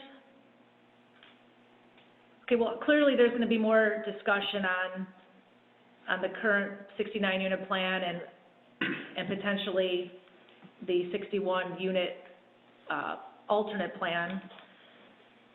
So we have clearly still a lot to do, and I expect the next meeting will be another evening full of questions and answers and information being presented. So I will. We have to establish one more. We have to. All right. So two things though. Do we need another motion to add into the evidence the exhibits that we missed this evening? Yeah, we will add the supplemental exhibit for the fire. The auto turn exhibit? The auto turn exhibit, that will be supplemental exhibit number 21. Is that the only one? That's the only one. I have everything in a folder here. Do we? And no, that we hit everything. Because the first ones were just, the open space plan was already presented last week. Okay. All right, so it's just the auto turn exhibit? Yep. Okay, so then I'd like a motion, please, to add the auto turn exhibit as additional evidence provided at this public hearing this evening. Also move. I'll second. Okay, that was Commissioner Saywert and Commissioner DeGraff. Jen, a roll call vote, please. Commissioner DeGraff, Aye. Commissioner Kempa, Aye. Commissioner Saywert, Aye. Commissioner Patel, Aye. Chairman Dash. Aye. Thank you. Okay, so then, it's, Director Peterson is, I guess, asking us to pull out our calendars. So I know we've talked internally about whether we're inclined to hold another special meeting or whether we would put this on a regular agenda. The Chairman Dash, as we have a regularly scheduled meeting for August 27th, also due to the extensive plans that came in and the reviews and some staff time off, trying to get a special meeting prior to that is going to be very difficult. Additionally, the applicant and staff have to work on formulating the conditions, as was previously discussed by Mr. Burney. So, and at that point, I would recommend that we add this item to our regular agenda for August 27th. Okay, so I guess the first proposal would be to add it to our agenda on the 27th. Madam Chairman? Go ahead. It's me again. We would plead with you to please set this earlier than that. We have a very anxious, losing patience seller. You know, we've put our heart and soul into this. We would hope that the next meeting would be a voting meeting, that we could present the conditions ahead of time so you can see it. So if there's any way you could move that to, you know, the 13th of August.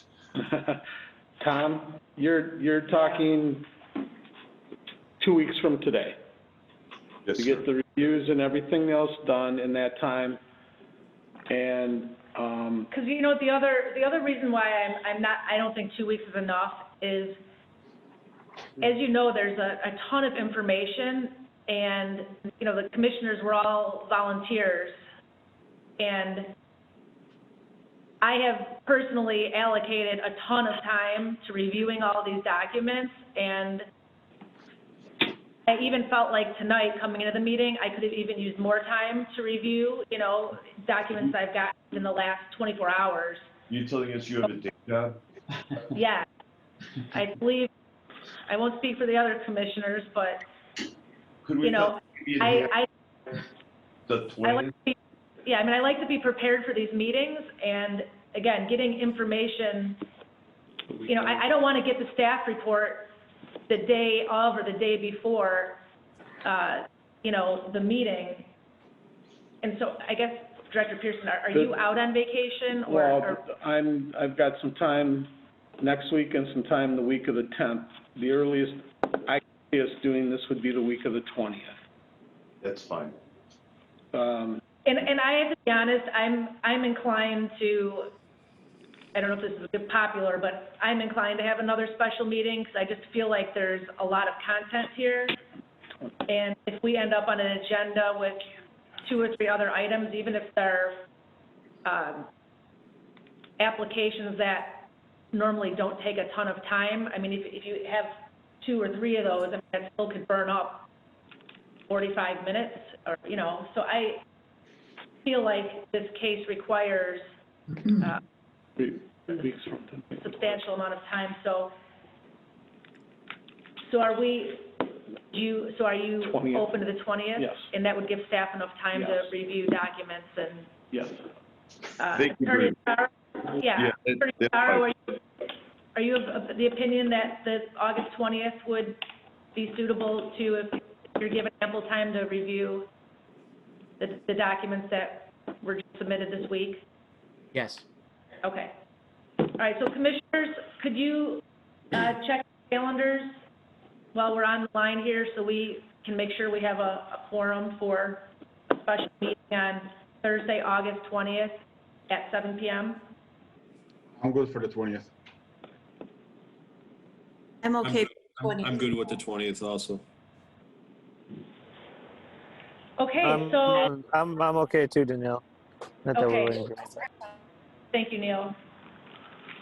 All right, so then I will need a motion to continue the public hearing. Before we do that, Okay.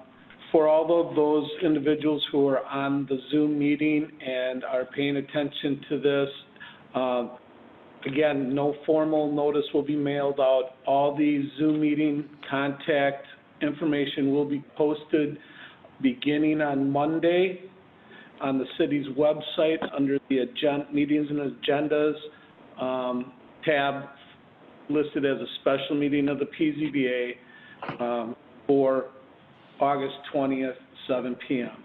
Thank you. Okay, I would like a motion, please, to continue the public hearing on application number ZBA 20-08. I'll make that motion. Kemper. I'll second it. DeGraff, thank you. Yep. Jen, roll call vote, please. Commissioner Kempa, Aye. Commissioner Stewart, Aye. Commissioner Patel, Aye. Commissioner DeGraff, Aye. Chairman Dash. Aye.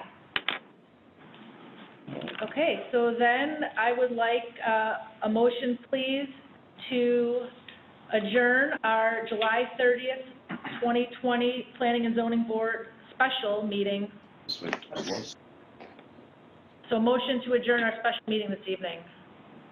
Also move. Commissioner I'll second. Commissioner DeGraff, second, thank you. Jen, roll call vote, please. Commissioner Stewart, Aye. Commissioner Kempa, Aye. Commissioner DeGraff, Aye. Commissioner Patel, Aye. Chairman Dash. Aye.